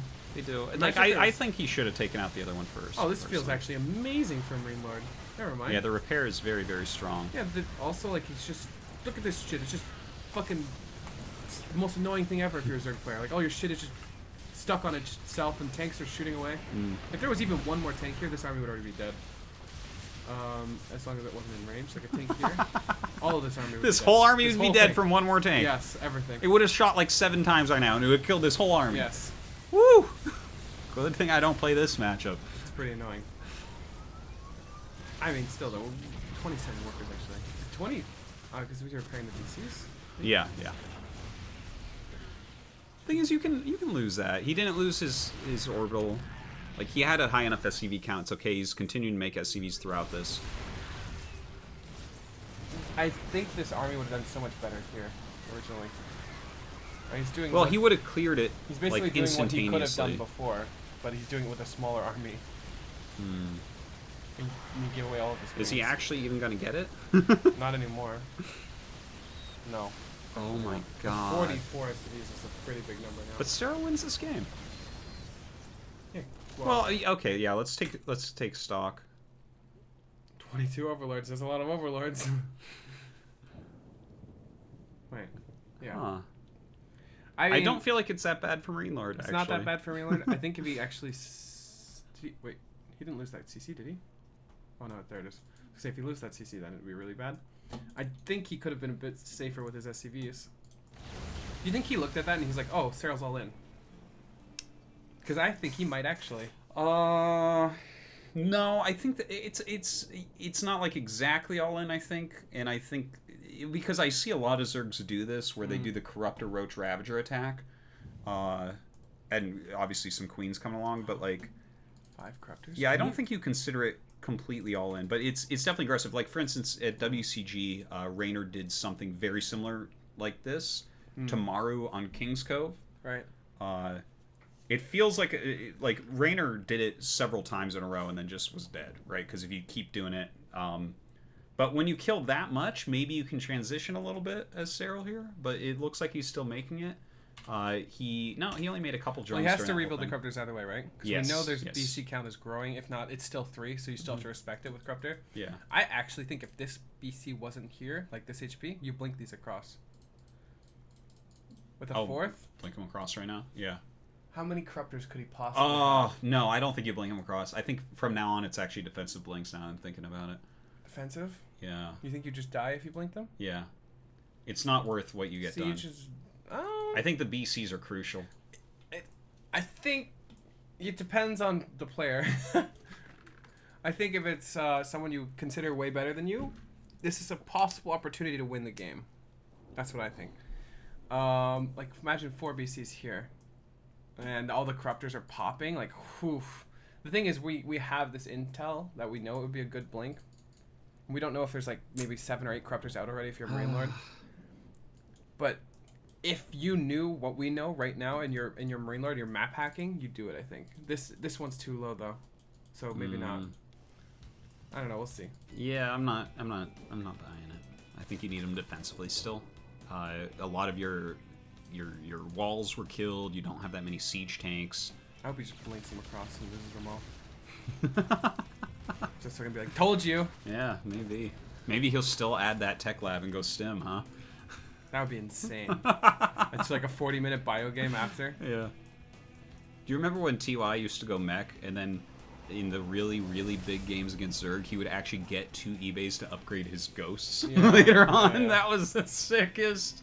No stim, no combat shields, no nothing. You float so many minerals with mech late game. Yeah. You could just go into like a bio army. Yeah. Oh. Yeah, see, this is what would have happened, except they wouldn't be able to blink out before. Actually, so far this isn't... Oh, that was a pretty early blink.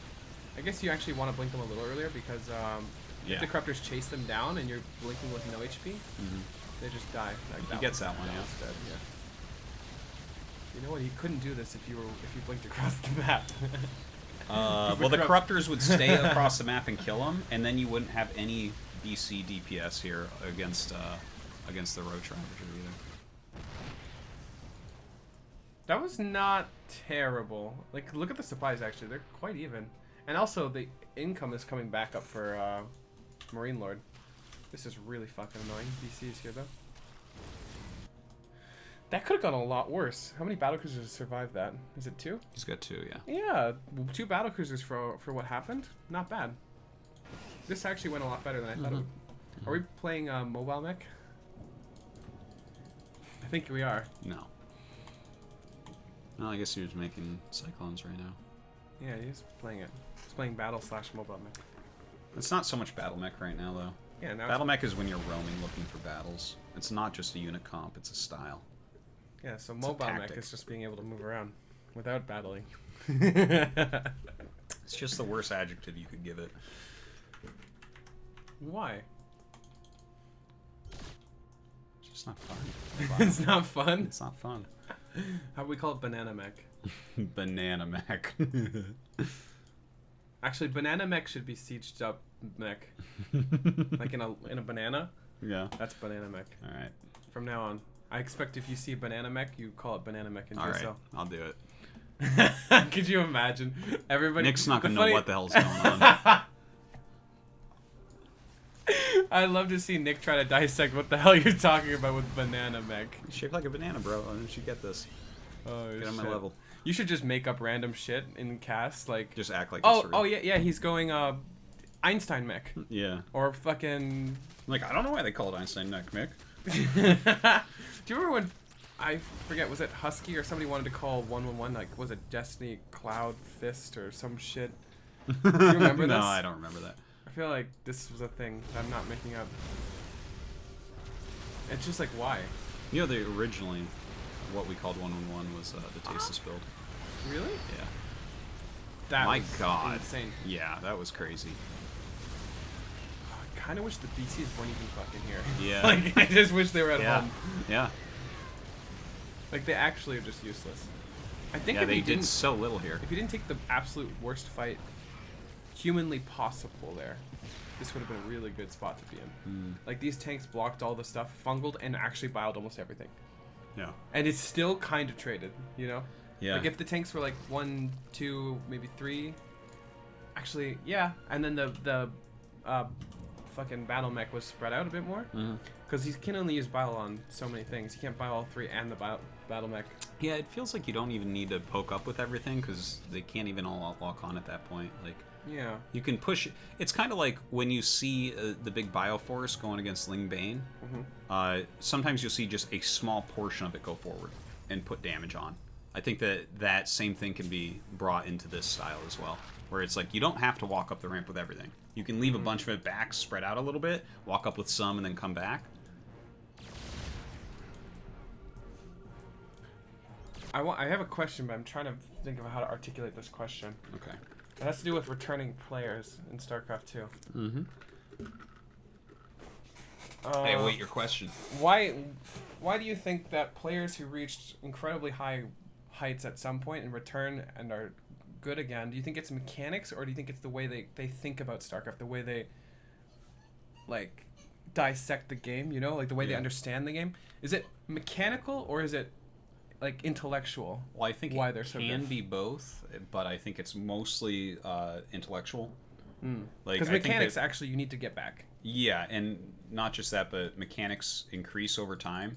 Your intelligence, though, will kind of just help you. Like, if you just kind of get what StarCraft is, right? Which, actually, there's, like, even pro gamers that they aren't really that smart at it. They'll be, like, good at certain things, but then you have players that actually understand, like, the kind of flow that you're supposed to see in a game, and they understand, like, when you're supposed to attack and what things are supposed to look like. And so, yeah, like, someone like MarineLorD, I think he's just a very intelligent player. Not to bash on Huck, but he's the first thing that comes to my mind. A returning Huck, do you think is likely to do good or bad in these days? Well, I think he'd do quite poorly. I think his style doesn't translate anymore, and he's from such an early generation. And if you look at all the types of skills he was using, they didn't continue on that well. I'm thinking about it. If we a lot of the early players that were strong were super aggressive. Yeah. And they were just, like, the thing is, you can learn about attacking much quicker than people learn about defending. I agree. So over the long term, defensive macro players do better. I agree. So it's kind of like Marine King too, because Marine King was like, yeah, no, he could not keep up with it, and then eventually he just kind of fell off. Like, I was thinking, if we could bring a Huck or an Idra back, like, Idra would do immensely better in the current meta. It's really interesting to think. The thing is, players can always reinvent themselves and stuff. So, like, maybe reinventing yourself though takes a lot of time. Well, that's hard. You're basically starting from scratch. Yeah, so those players should never really. It would take a really long time to surpass the players that are in the current meta. Like, for example, let's say Huck comes back and he wants to play StarCraft and you quit whatever Overwatch he's doing, and he puts all of his time into it. Sounds like a great choice. Reinvents himself. Yeah, reinvents himself. He's not gonna be a Showtime, you know.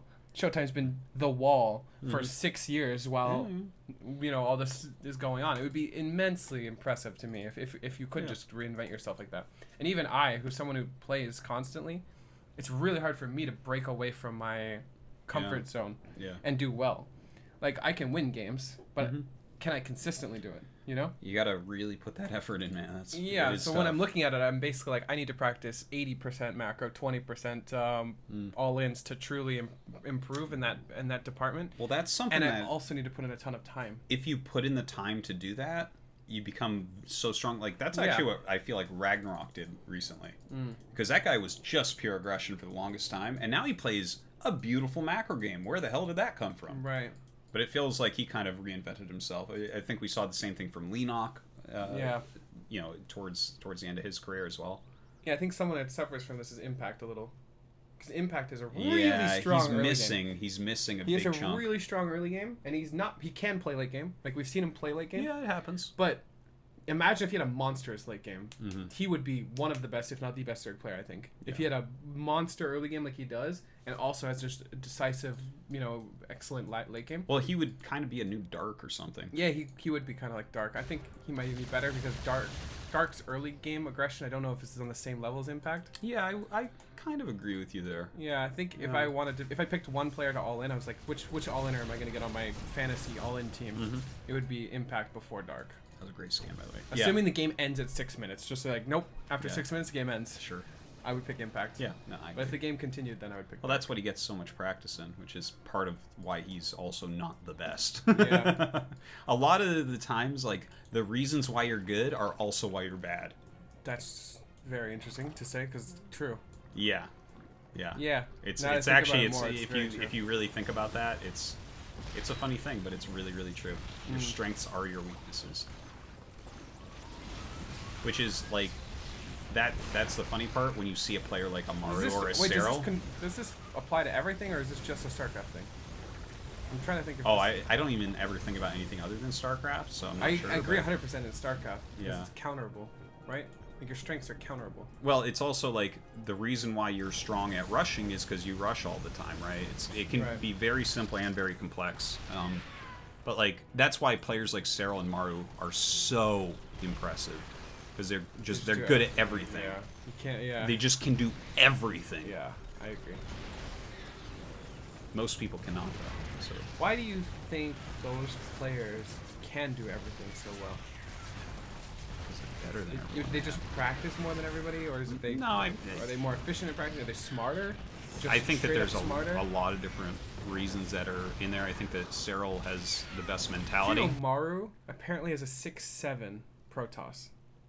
I'm not surprised. 6'7". Yeah, I'm not surprised. Stats is like 6-7. Well, stats is not his style. Does not contribute well to ladder. I agree. Yeah, a player like stats is not as good on ladder as his skill is. When you're that defensive, you're not a good ladder player, but you're a good tournament player. This is something that does exist too, which is a funny, weird thing. Where if you get like your ultimate defensive players, they won't necessarily be as high MMR, whereas aggressive players would be much higher MMR comparatively to their skill. Right. Where it's like if you rank players by MMR and then you show what their tournament results are, and then you take away nerves, I bet you could kind of tell which players are very aggressive players and which players are very defensive players. Right. It's just there's more volatility with certain things in certain situations, and I mean that's something we could definitely talk a lot on. But what was the actual question? Now that I've kind of I don't remember. Yeah. This is our problem. I mean, at some point I mentioned what was the question, guys? He had a 6-7 Protoss. Yeah, the one that was a statement I made. Well, yeah, that doesn't super surprise me either. If you like, when you get to be that good that you're actually good at everything, like he is, or like Serral plays in finish turns like off race or something, right? When you actually are that good, like the thing is, when it's not, there's no tricks that Maru's pulling, and there's no tricks that Serral's just pulling. Smarter. Serral just smarter than the other players. Well, they're certainly better, but yeah, they probably understand the game deeper for whatever reason. Yeah, that's my another question. Do they understand it deeper because they play more? Do they understand it deeper because they have a mind for that? Like, there's so much to think about when we're talking about why is someone understand the game better than other people. Because I don't think Serral has the most games played out of everybody in StarCraft. No, he probably doesn't. I don't think Maru has the most games played out of everybody in StarCraft 2. But they're the best. Yeah. So clearly they're doing something better than everybody else. And I would bet you that some Diamond players and some Master players have more games than me, or more games than Special, or more games than whoever. But there's something that holds them back from pro gamer status. Well, I think understanding the game is such an important aspect of this. I'm going to bring it back to Flash again because I think it's a perfect example. Because, for instance, hold on, we got to pause this for a second while we talk about this. So the 6-7 Protoss. This is a great example because, for instance, Flash, when he was playing some Protoss, he beat all the best players of every race. Even in macro games with Protoss, and there was a point where he was number 1 on ladder with Terran and number 7 with Protoss. That's impressive. On the entire ladder, and he had the second highest win rate with Protoss out of like the top whatever X players. Okay, so and then his Zerg actually is top tier, and he's beaten Reyn in macro games and stuff. That's like, and when you legitimately just understand the game better than everyone. Your skill is just, it hits that other level where the thing that I said before where like your strength is also your weakness. That's most players. And then you hit this other level where you're a Maru, a Serral, a Flash, someone like this. It's like you're actually so good. There's nothing here that's like a mistake, right? You're just you're so good, you're so smart, you're good at micro, you're good at macro, you understand the game super well. I don't know how these players hit that. Right, that's just like some players, they played a lot, something clicked, they know the game. It feels like some players lose this too, over time. I don't know if it's the meta shifting around them, but when I think about a Neeb from 2017, he looked like he understood everything. You know? Yeah, in that meta, I think he looked very amazing. He looked unstoppable. Really good. He just seemed to be better than everybody, right? Yeah. And then it slowly evolved, and people started moving around. The game started changing around Neeb, and then it slowly felt more and more mortal. And this kind of happened around Serral too, though. Like Serral at one point was just undefeated. Serral was just at some point untouchable, and then we see some period of innovation, taking series off of them. You know, some championships missed. Reynor, like, you know what I mean? So I don't know if it's new players surpassing their understanding of the game at that current period of time, or if it's them not putting in the time to fully understand the game at certain points. Yeah, it's really deep to think about, because not certain. Because that means that they do get their knowledge from playing, or they're obviously they do. Yeah. That's how they actually fully get it. Yeah. So, well, why can't other people do it? You know, with the same play. Well, I mean, I think over time anyone can theoretically achieve stuff like that, right? If you practice well and you keep your mind open, need to have continue a mind to for learn. It, though. Yeah, I mean... like, there's no question that people lose in certain ways and don't get better from them. Certain players in the team house will dissect their losses totally differently. Like, if I sat Scarlet and I sat me, sit down, and we played the exact same game. Both of us played exact same game. We lost exact same way. I would take something different from her from that game. Yeah. I would say, oh, maybe I didn't kill enough stuff here. And she would be like, oh, maybe I didn't build enough drones here. Right? And maybe these players do both, you know? Where I take away one aspect and Scarlet takes away this aspect. Maru and all these other players just take away all aspects of them needing to improve. Yeah. And they actually, you know, do something with it. Well, yeah, and I think that's a beautiful thing about StarCraft 2 is everyone looks at it in different ways. But, yeah. I mean, do we have, like, an ultimate peak right now with Maru and Serral? I don't think so. No. I actually think Reynor could be scarier given a year. Oh, yeah, no, I mean, maybe, I think certainly there will be players that pass them eventually. And everyone continues to close the gaps. But these are the people leading it. So the fact that they stay ahead for so long is actually so impressive. Even if the gap lessens, the thing is they're teaching everyone. Yeah, just by that's playing, true. They're teaching. Like, and you know, when people lose to him or to Serral, to Reynor, whoever, those people can take a lot from that. Yeah. And you don't lose. Yeah. Right? So if you're Serral and you win 40, 50 series in a row, you're not taking shit away from any of those games. You're like, well, I'm just better. Whereas MarineLorD's like, oh, I could do this better. Whoever, I could do this better, you know? And then everybody is like slowly going up. From a win. Yeah. That's and you're just sitting there because you're winning everything. Yeah. I always thought... You need someone to be beating you and stuff to learn more quickly. Right. That's where you learn a lot from, for sure. I wonder if... Because I always thought that players, when they hit their peaks... Like, they just kind of get lazy a little bit. And I think to some extent it's kind of true. Like, you don't have as much of a grind once you hit the peak of your career. I think you kind of sit back on your success a little bit. You don't necessarily feel the need to grind as much because you're already doing the best you can. But to some extent it's also this, I think, a little bit. Where all the other players are more motivated to do better because they keep losing to you. Right? Like, imagine a special. Okay, let's say we got WCS special gets round of 4 times. Okay. And you get champion 4 times. Who is more motivated to improve here? Yeah, I mean, many times it would be him. Yeah. And, well, the thing is, I think that's part of the beautiful mentality of Serral. I think he continues to train really hard. I agree. All the time. And it doesn't seem like he really lets up. And, yeah, maybe people close the gap a little bit. But well, I think this might actually be the Neeb might fit this description better than Serral. Maybe, yeah. I think Serral is so scary because he does seem to kind of break that mold a little bit and push through. But Neeb is a great example of someone who did win it. Was it 3 or 4? And the one against Elazer was kind of a meme or whatever. But yeah, I'm curious if it's just the motivation around not being the champion. It could be. Or not ever being a champion, even, in certain cases. Well, I think different things motivate different people, so it's hard to make a general rule with that, but... Well, certainly. Yeah. You can always ask Neeb and see if he stopped trying as hard or something. I know he did.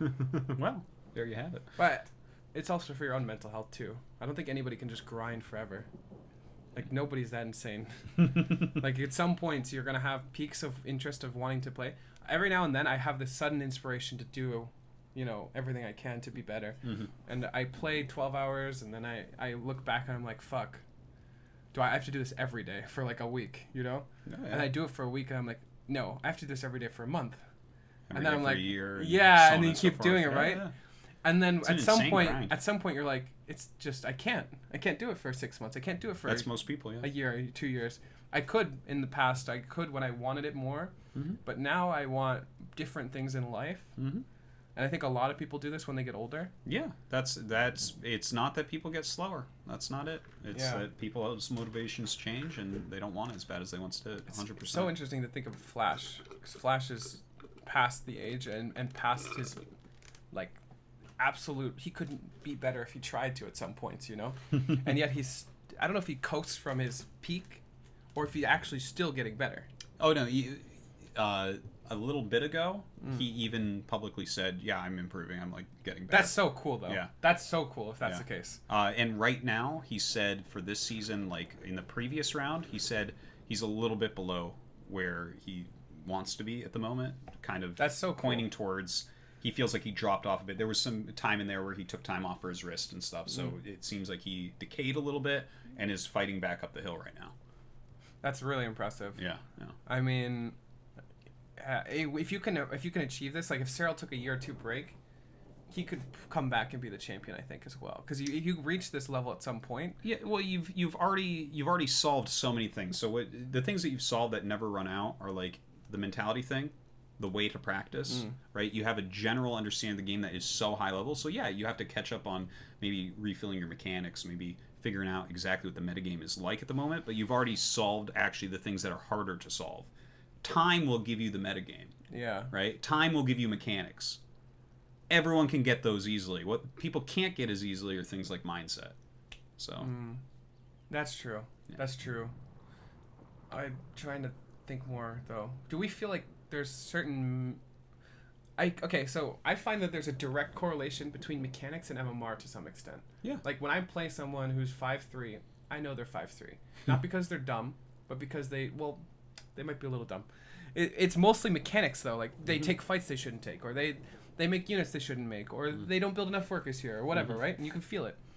And when it goes up and up and up and up, they make less and less and less of these issues, right? Yeah, and mechanically they get better and better and better.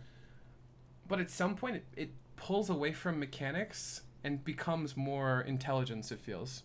Like once we hit the 6'5" level, all the 6'5" players feel mechanically similar. Yeah. All the 6'6" players feel mechanically similar. Dark and a 6'5" Zerg feel mechanically similar. One of them is making just way better calls. Yeah. They fight when they should fight. They're prioritizing what they should prioritize. They don't have more APM. We don't have like 700-800 APM actions active. It's like they're using their APM the right way. So if you can get to the mechanic level of 6'4", 6'5", then it's the brain, the way you perceive StarCraft, the things that you know, that stuff is really hard to practice. That stuff almost feels intuition. Yeah. It becomes a really beautiful match sometimes. Actually, didn't you commentate Effort versus Flash finals? So that one in particular, like Flash doesn't beat Effort in best of fives because they only do mind games against each other because they're at the very top level where it's kind of like that, where it's like, okay, both of you can basically are so good mechanically and so good at micro. I can't emphasize that it only how becomes fucking cool that is. By the way. Yeah. But that if you go back and look at that series from the ASL finals, it's only mind games. Every single game is mind games the entire time, and it's just trying to trick each other in the craziest ways. It's so interesting because it becomes more and more luck based once you go up there too. I think like almost like a little bit of rock paper scissors, because if you know a little bit, right? But we're at the peak of mechanics. Well, so in theory, the better player should always win. But when I cast it, I'm not a Brood War expert. I could be completely wrong here, and I'm free to be I'm openly accepting if I'm wrong. It just felt like Effort wasn't necessarily the better player, but he had the better strategies. They seemed to just kind of work against what Flash was doing. I didn't even feel like Flash was doing anything particularly wrong. No. But it's just the way they lined up. Yeah. It happened to go wrong. Yeah, well, the thing is, that's a skill in and of itself, too, kind of predicting what your opponent might do based on a map and that stuff kind of becomes luck-based, though. A little bit. Yeah. I don't like to call it luck as much. It's not RNG. No, it's not RNG. It's not RNG. But yeah, there's like percentages. Let's say I'm playing MarineLorD. I feel like there's a 60% chance he's going to 2-Rax here, so I'm going to go pool first. Yeah. It's higher than 50. If it was 50, I can flip a coin and do either. Okay. If it's 60, I'm basing my decision on the fact that there's a higher percentage chance he's going to 2-Rax. Could not 2-Rax, and now I'm going pool first against CC first, or whatever it may be. That's just unlucky. Not RNG, though, because it's literally not a random number. There is a higher percentage, but even if it's 99-1, that 1% is still something that could happen. And I think that that probably played a lot of... I mean, I can't even begin to comprehend what they're thinking about. Oh, I know. It's crazy. They could be playing like 7, 8, 9 different, levels of mind games. Yeah. And that's what's the most amazing thing about peak StarCraft. I don't even think we've hit that level yet in StarCraft 2. Yeah, I don't even know if we'll ever hit that level in StarCraft 2 because the mechanics are just different. Yeah, well, the thing is, you sometimes do get players that are mechanically similar, and then it does become more mind gamey and stuff, and those games are definitely very beautiful. But the fact that there are a lot of patches and things like that, I think, contribute. We need to do a rating system for players. Now that I think about it more and more and more. Yeah, we've been meaning to do that. Like, it would be so cool if we could rate mechanics, intelligence, possibly if we could find a way to put on the mind game counter, like their ability to counter or predict the way the opponents will play. And if we could find a rating, because like I'm thinking about it, how much better is Maru mechanically to TY? How much better is Maru mechanically to Bjorn or whoever? You know? Yeah. Is he really that much better mechanically? I would say that he's enough better mechanically if we were than on a TY scale, that it makes it would be difference. 9 and a 10, yes, right? Yes. But there's something that's different, right?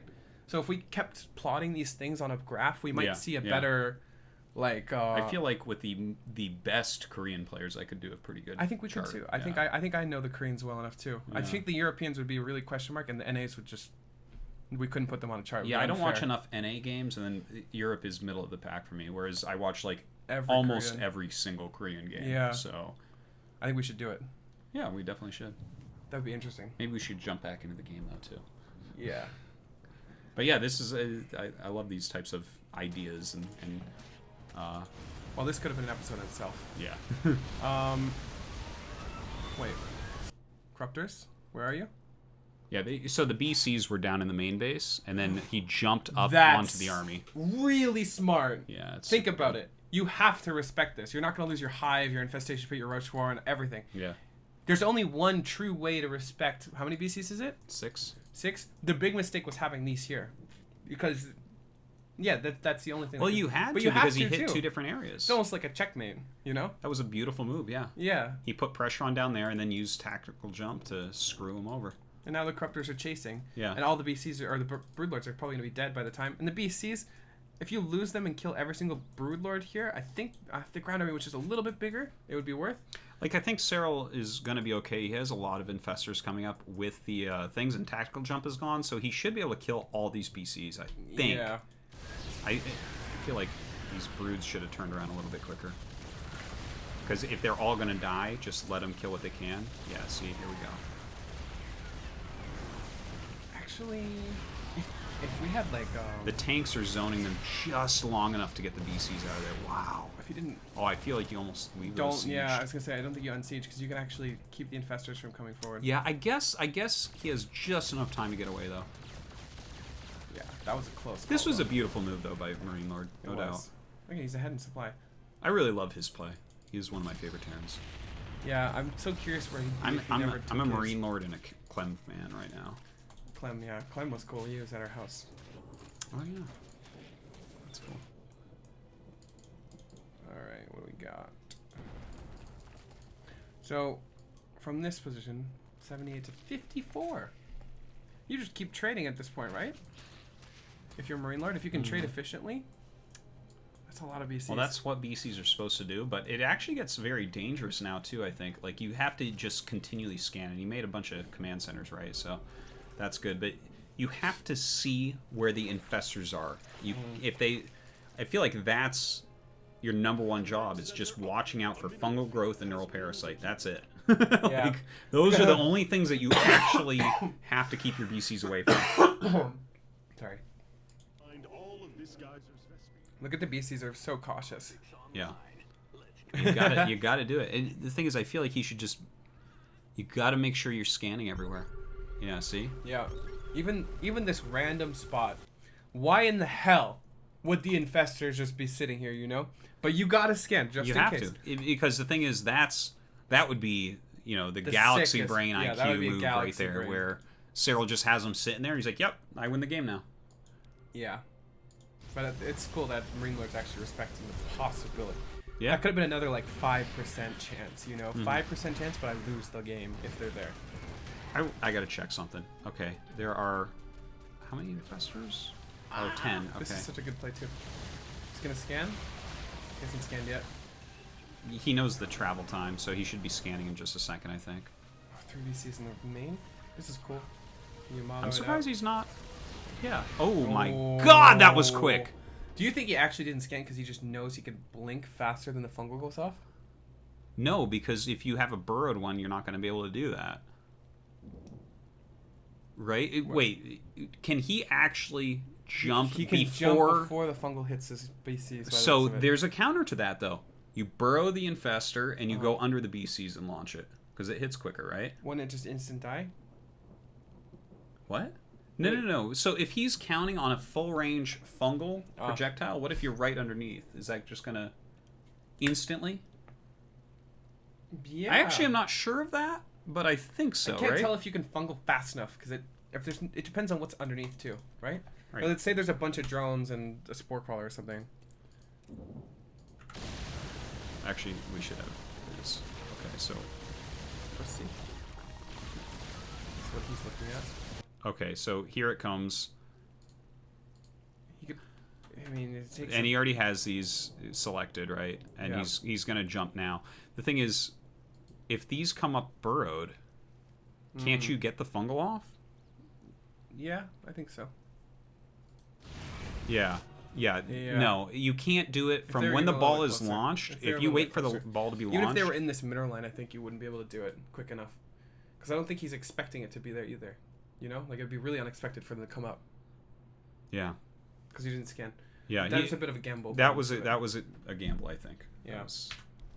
I think that's not the right way to do it. Oh, wait. Who are we watching right now? Oh, we were watching. It doesn't matter. This is nice, too. It's interesting to see BCs coming in and out, because there was a period where we felt BCs were too strong, and there was a period where BCs felt weak, and now they're kind of back in the middle now.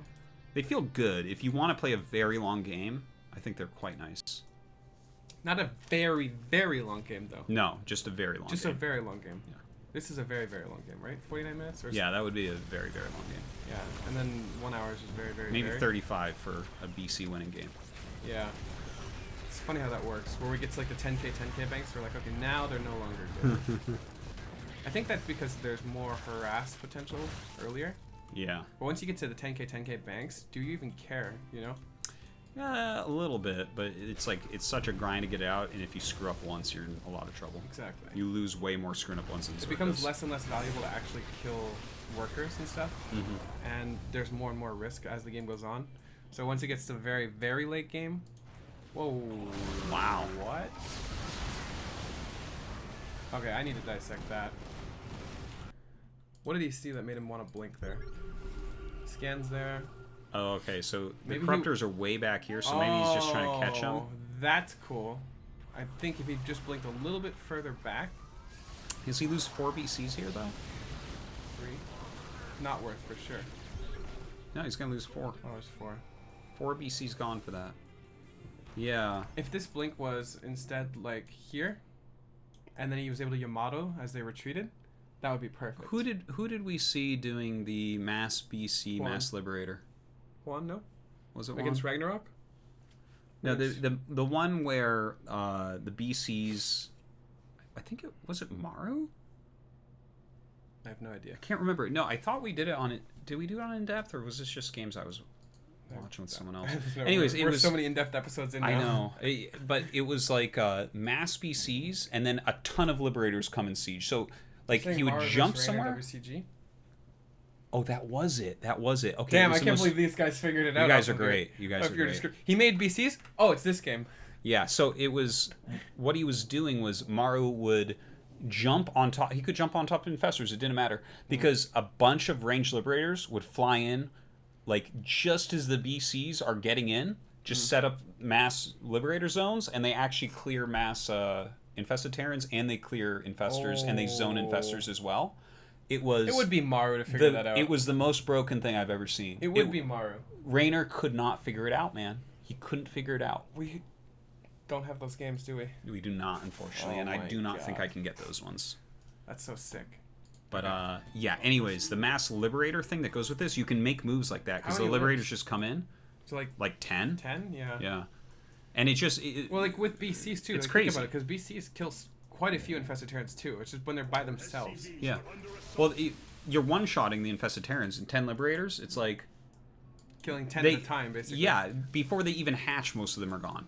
So it's actually, I think it's, I'm surprised we're not seeing it at all, but definitely something worthwhile. If you're fighting, how many corruptors is this? If you're fighting this many corruptors, when does it become not worth it anymore to Yamato? Oh yeah, that's a really good question. There has to be a point where there has to be a point where we have a certain amount of BCs, we have a certain amount of corruptors, and then it no longer becomes worth it to Yamato until because, one, right? Yeah, because then you lose. Because there's the time that it takes to shoot. You lose BCs in that time. Right. Well, the thing is, I think actually, if you both have a lot, they're gonna kill 1 or 2 BCs, but you'll kill 10 corruptors. So that's probably worth right there. So there's no point? You think it's always worth Yamato? I actually don't. No, I don't think it's always. I think that there's probably a middle number where you don't want a Yamato. Interesting. Because, like, let's say... I've never thought about it. Okay, so let's say you have 8 BCs. Okay? Okay. And they have, like, 20 corruptors. Okay. Maybe around there. Also, you gotta think, because Yamato, you can't blink while the Yamato's That's right. going. So if they have enough to one-shot your BCs, then you might want to prioritize blinking. So I think but if you have one-shot level BCs, right? If you can't one-shot and Yamato gets off, and minimum 2. It has to be minimum 2, but yeah, maybe 1. Interesting to think about, because there's definitely got to be a period where it's not worth. I don't think there has to be a period where it's not worth, but I think that there is. My intuition. Also, maybe your economy is also important, because you can't rebuild those BCs and they become more valuable. It matters what type of game you're playing. That's so weird. There's definitely some because there's something in my StarCraft brain that tells me when I should and shouldn't Yamato. Yes. When I play Terran, and I know I don't have that many games, so there has to be really kind of well-founded time to Yamato not for the Terrans. Because I can just feel that it's not worth. Maybe it's my economy, and I know how important they are. And even losing 1 BC is more important. Yeah. Maybe if their economy I think the more you play, the more you're able to. Like if you go BC all the time, you probably start really figuring it out. Yeah. All right. 200, 200, 182. This is gonna be a crazy game. It's already a crazy. I think we can get rid of these soon. Oh, I like what he's doing with it. I think whenever you're using something like this, you want to force jumps around and stuff, and sometimes you're gonna be able to pick things off because of it. The one thing I'd really like to see, though. Okay, watch. 10 infestors. Okay. We're definitely under there. See the help. I need to click one. Okay. Oh, you need to double click on it. Here, double click. Okay. That's 8. Where are the other 2? Wait a minute. I know how to do this. Oh. One was just rallying.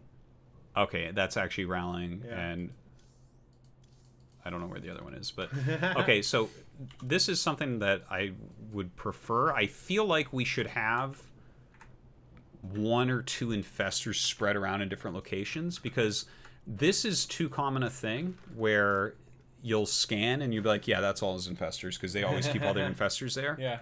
But if you have, like, look at this, with this many, I mean, you have these spores and stuff. What if you just have 2 infestors with high energy over here? You can run up, maybe you steal them and you jump them into spores or something. I was going to say, you could actually just steal them and jump them into spores. Yeah, yeah. But the thing is, when you're scanning this, it's always worth, so. Even against the world champion, the best Zerg that we've ever had, you scan this and you actually know that all the infestors are there. Yeah, I agree. 100%. That's wrong. I agree. Straight up. The question is, does the infestor actually go off if you have 2? But I think you can neural and blink before. You can neural blink so quick. Yeah, you can. Even if they're charging up Yamatos, they can't kill them in time. Yeah. The only thing is if the infestor was really already under it when they did it, maybe they die. Yeah. But you don't have to. Like, you see...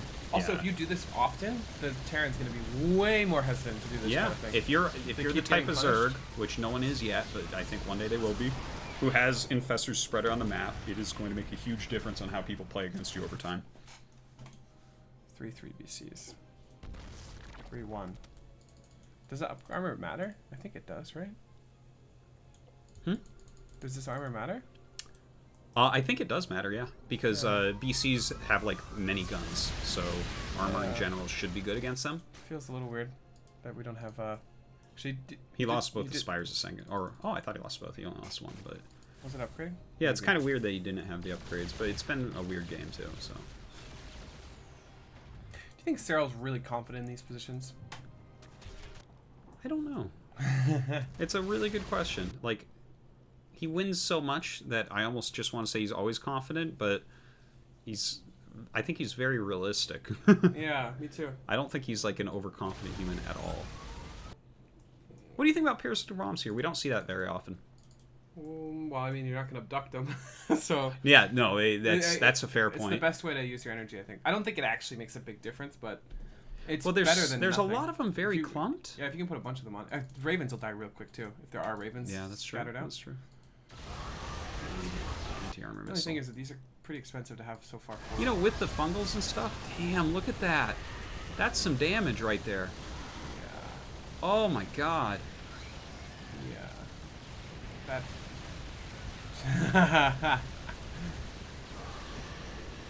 Oh man, if these were in the fight, the original fight, probably could have been a totally different fight. Yeah. I'm actually amazed it goes on for 20 more minutes. 20 more minutes. Well, MarineLorD has the bottom of the map, and Serral is barely mining right now. He is barely mining. Well, that's why it goes on for 20 more minutes. Yeah. 5 BCs at a time. He just needed a little bit more time. I think if this fight, if he was more willing to give these space up, especially because he's got these ones, all these command centers, if he's more willing to give this up without fighting there, yeah. I think with the libs, because this is actually what you were talking about, right? Like he could do what you were talking about. Yeah, no, those games. He could. I think he's actually trying to. I don't know how many people actually watch WCG. It didn't have super huge viewership or super huge hype. I think. For being such a good match, so I'm not sure how much people paid attention. To follow too. Like there were just random viewer matches and other stuff like. Yeah, it was it hopped around streams quite a bit. So yeah, it was not the most accessible stream, but I feel like Maru changed the meta, and I haven't seen anyone else do it. So I feel like no one even knows. Maru, GSL versus the world. Do you think Maru will bring this out? Yes, 100%. Oh, I'm looking forward to 100%. Who's he versus in the first round? Do you remember? No. Isn't it stats? It's stats. Oh no! So probably he'll just die and we won't get to see it at all. Is what'll. This happens every time we get a Maru. But maybe during the team match. Yeah, they're gonna give us. You watch, they'll be on the same team somehow. They're gonna give us one best of one, so every European can be like, "Well, Serral is just better than Maru," you know. That's what happened last time. Okay, well, he has some liberators here, and that's definitely good and worthwhile. It's not the mass that I was talking about, but it's still cool. Ooh. Yeah, I like it, I guess. Yeah. Would I rather BCs than 3 Thors? Oh, I think the 3 Thors. I mean, with the splash and stuff, if you get him into the battle. Yeah, that's true. He's getting the good splash units for when you seeker missile. Yeah. Like. It seems pretty intelligent, but.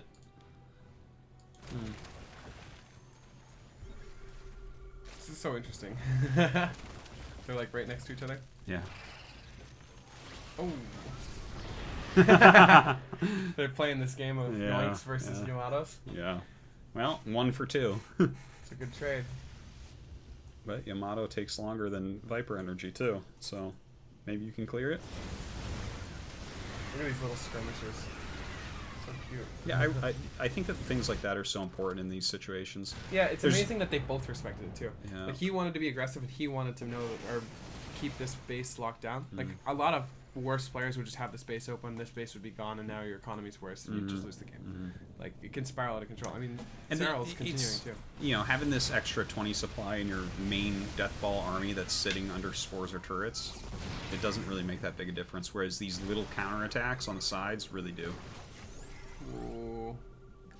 This is getting quite scary for Serral, I feel. Well, it's hard to engage into that like as well, though. This is his main base.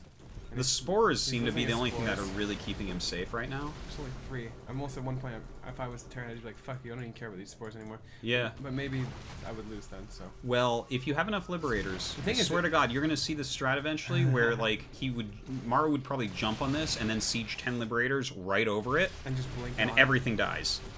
And it's like, what are we looking at? That would be so cool. If there's more libs, there's not enough for that yet. Yeah. Well, I don't think that's actually the strategy. I think he's just using some nice zoning techniques. just so good by Serral. Mm-hmm. Even just the birdling is like so annoying to deal with. You see this? Look how much time that's actually taking. He's got his other priorities, you know. Yeah. Oh, no, my BC. He was thinking, what? He's like, I'm gonna go for it. I want that BC alive. Hello? I mean, this base is going down. I actually can't believe MarineLorD loses this game from this position. Like, I'm thinking about it. What economy does Serral even have right here? This army will trade better off creep. I don't care who you are. Off creep it will. Especially if he has turrets here. Like, he's 1,400 minerals. He just needs to keep this base mining. Well, I can tell you how Serral wins this. He's just going to kill the BC army one time. I mean, and that's going to be it. But I think if this position right now... Yeah, it looks super good. Totally differently. Like, you pull these back, you repair them, you set up a bunch of turrets, ton of turrets. Maybe lock this base down with more, a ton of turrets again, and just keep your economy going. How much do we have here? This is actually important. Okay, so I think that he has to play a little bit quicker than what you're saying, maybe because of this. How many drones are there? 600 minerals? 30 drones. Yeah. Well, I mean, yeah, that's definitely something, but I'm just saying, because there's a full base right there. Like, well, if you build a bunch of turrets here, mass turrets here, then you can kind of push it just like you did the first time. The question is, do you take a base and defend it, or do you stop him from taking a base? Which one's more important? Yeah, it's interesting. I'm not 100% on it. Okay, let's see what let's see how the game goes. My feelings is that MarineLorD is going to overextend one time and lose the game. Yeah, that's definitely also, what happens. The fact that he's not repairing it right now is crazy to me.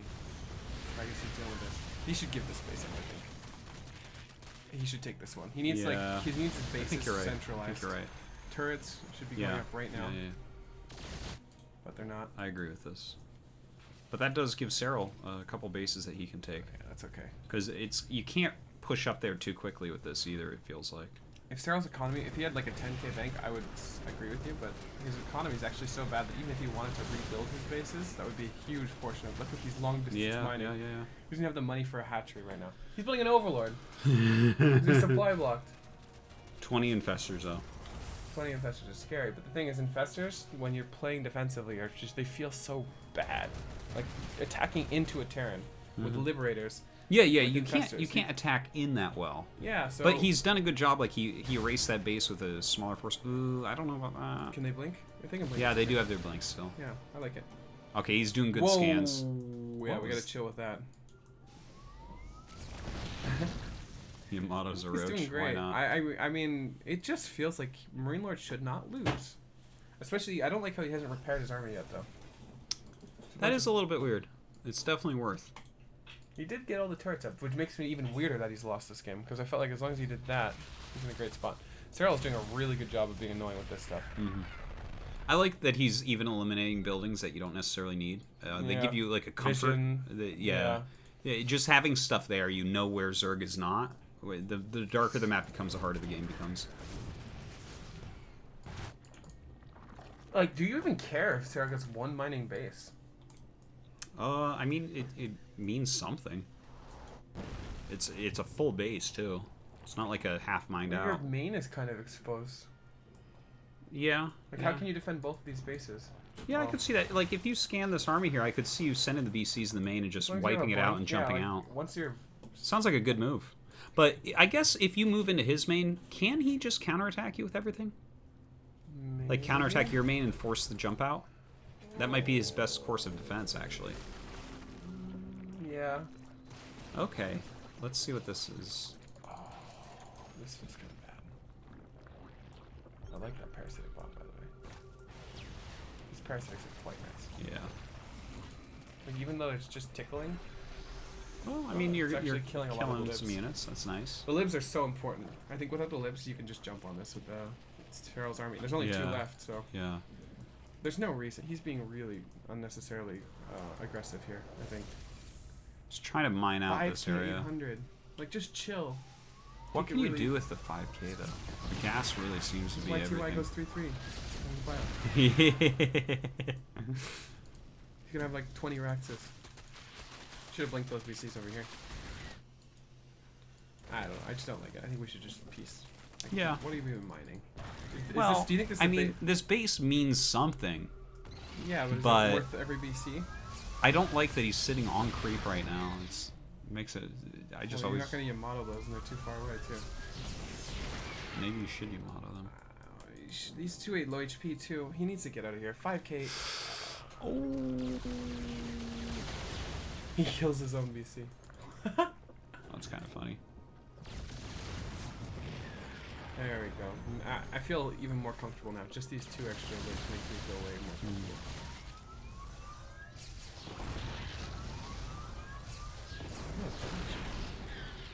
This is such an incredible position to be in. With tension for this base. I think we give this up. We unsiege, we teleport, kill these. Well, he definitely should be dropping all of his mules there. He's almost sucked up everything else. So actually, at this point now, I guess he should take here. Because he sucked up everything at the bottom. We're losing a lot of starports, though. Why didn't he lift them? He should have lifted them, too. I think he was just trying to get the libs out. Oh. You don't actually need many starports anymore.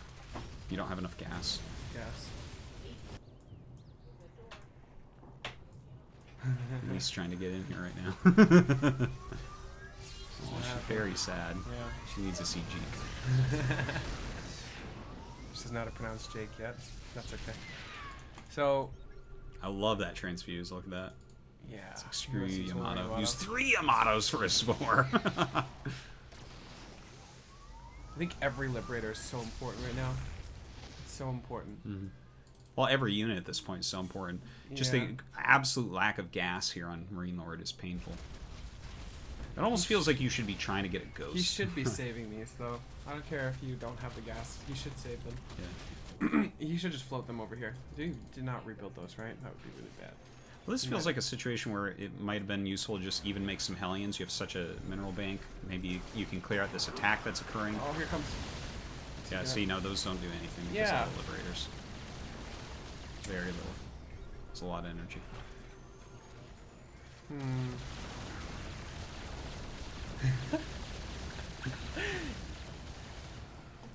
Alright.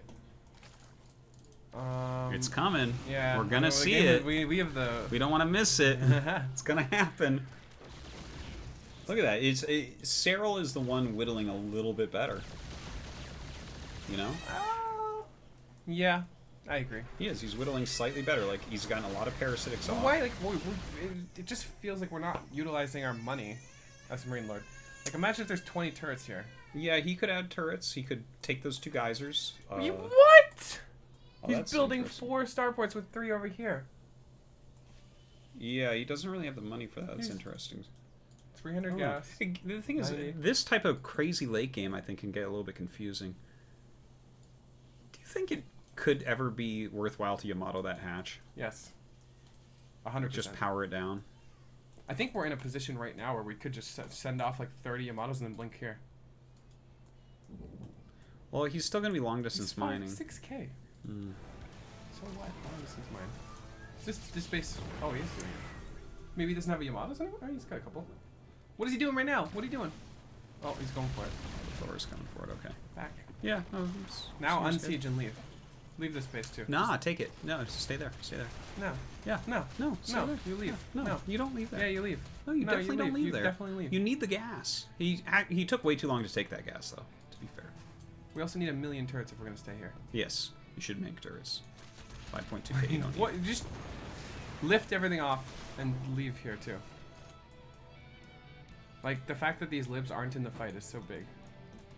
What fight? Like, if there's an engagement right now and the libs aren't here, like, that's a huge mistake. Okay, here we go. And this is going to force Serral to do something.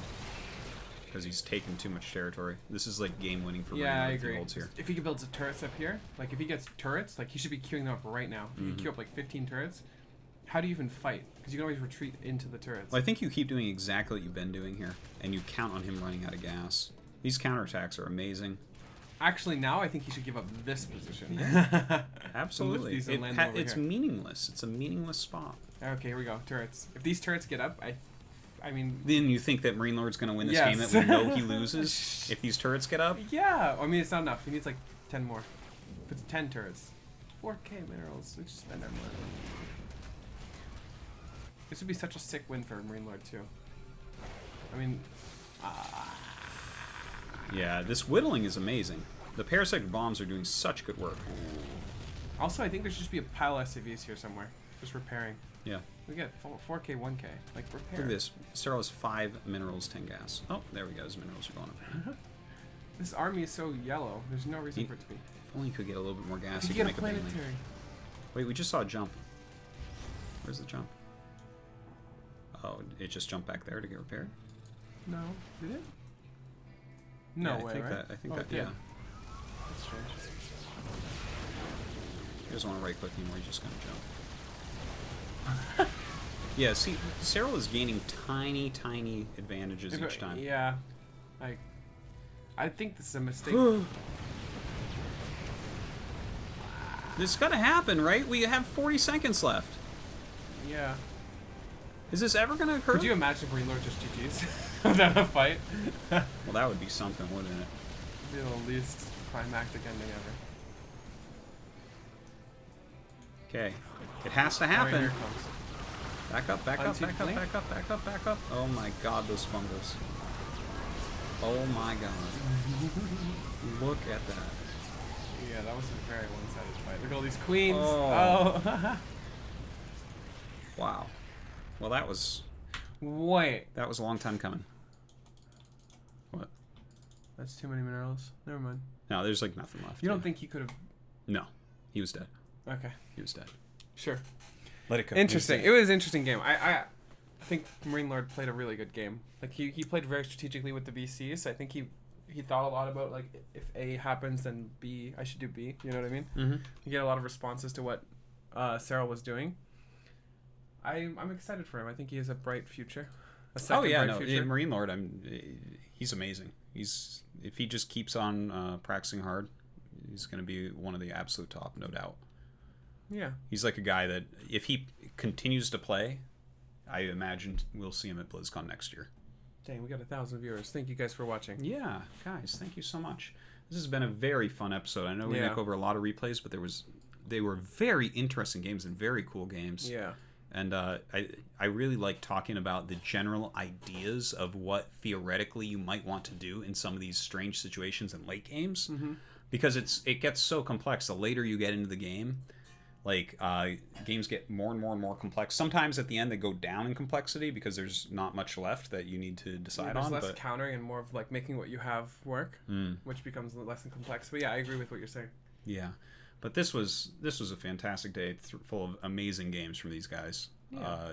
The level of some of these guys is getting so high too. Like that GunGFu game really struck me. That was a cool game. It was a very weird strategy from GunGFu, even really consider him like high level, like not peak level, right? Yeah, I mean he's had some good results, like when he knocked out Nurchio a couple seasons of Challenger ago, you know, I mean, I think he now and then he shows some good stuff.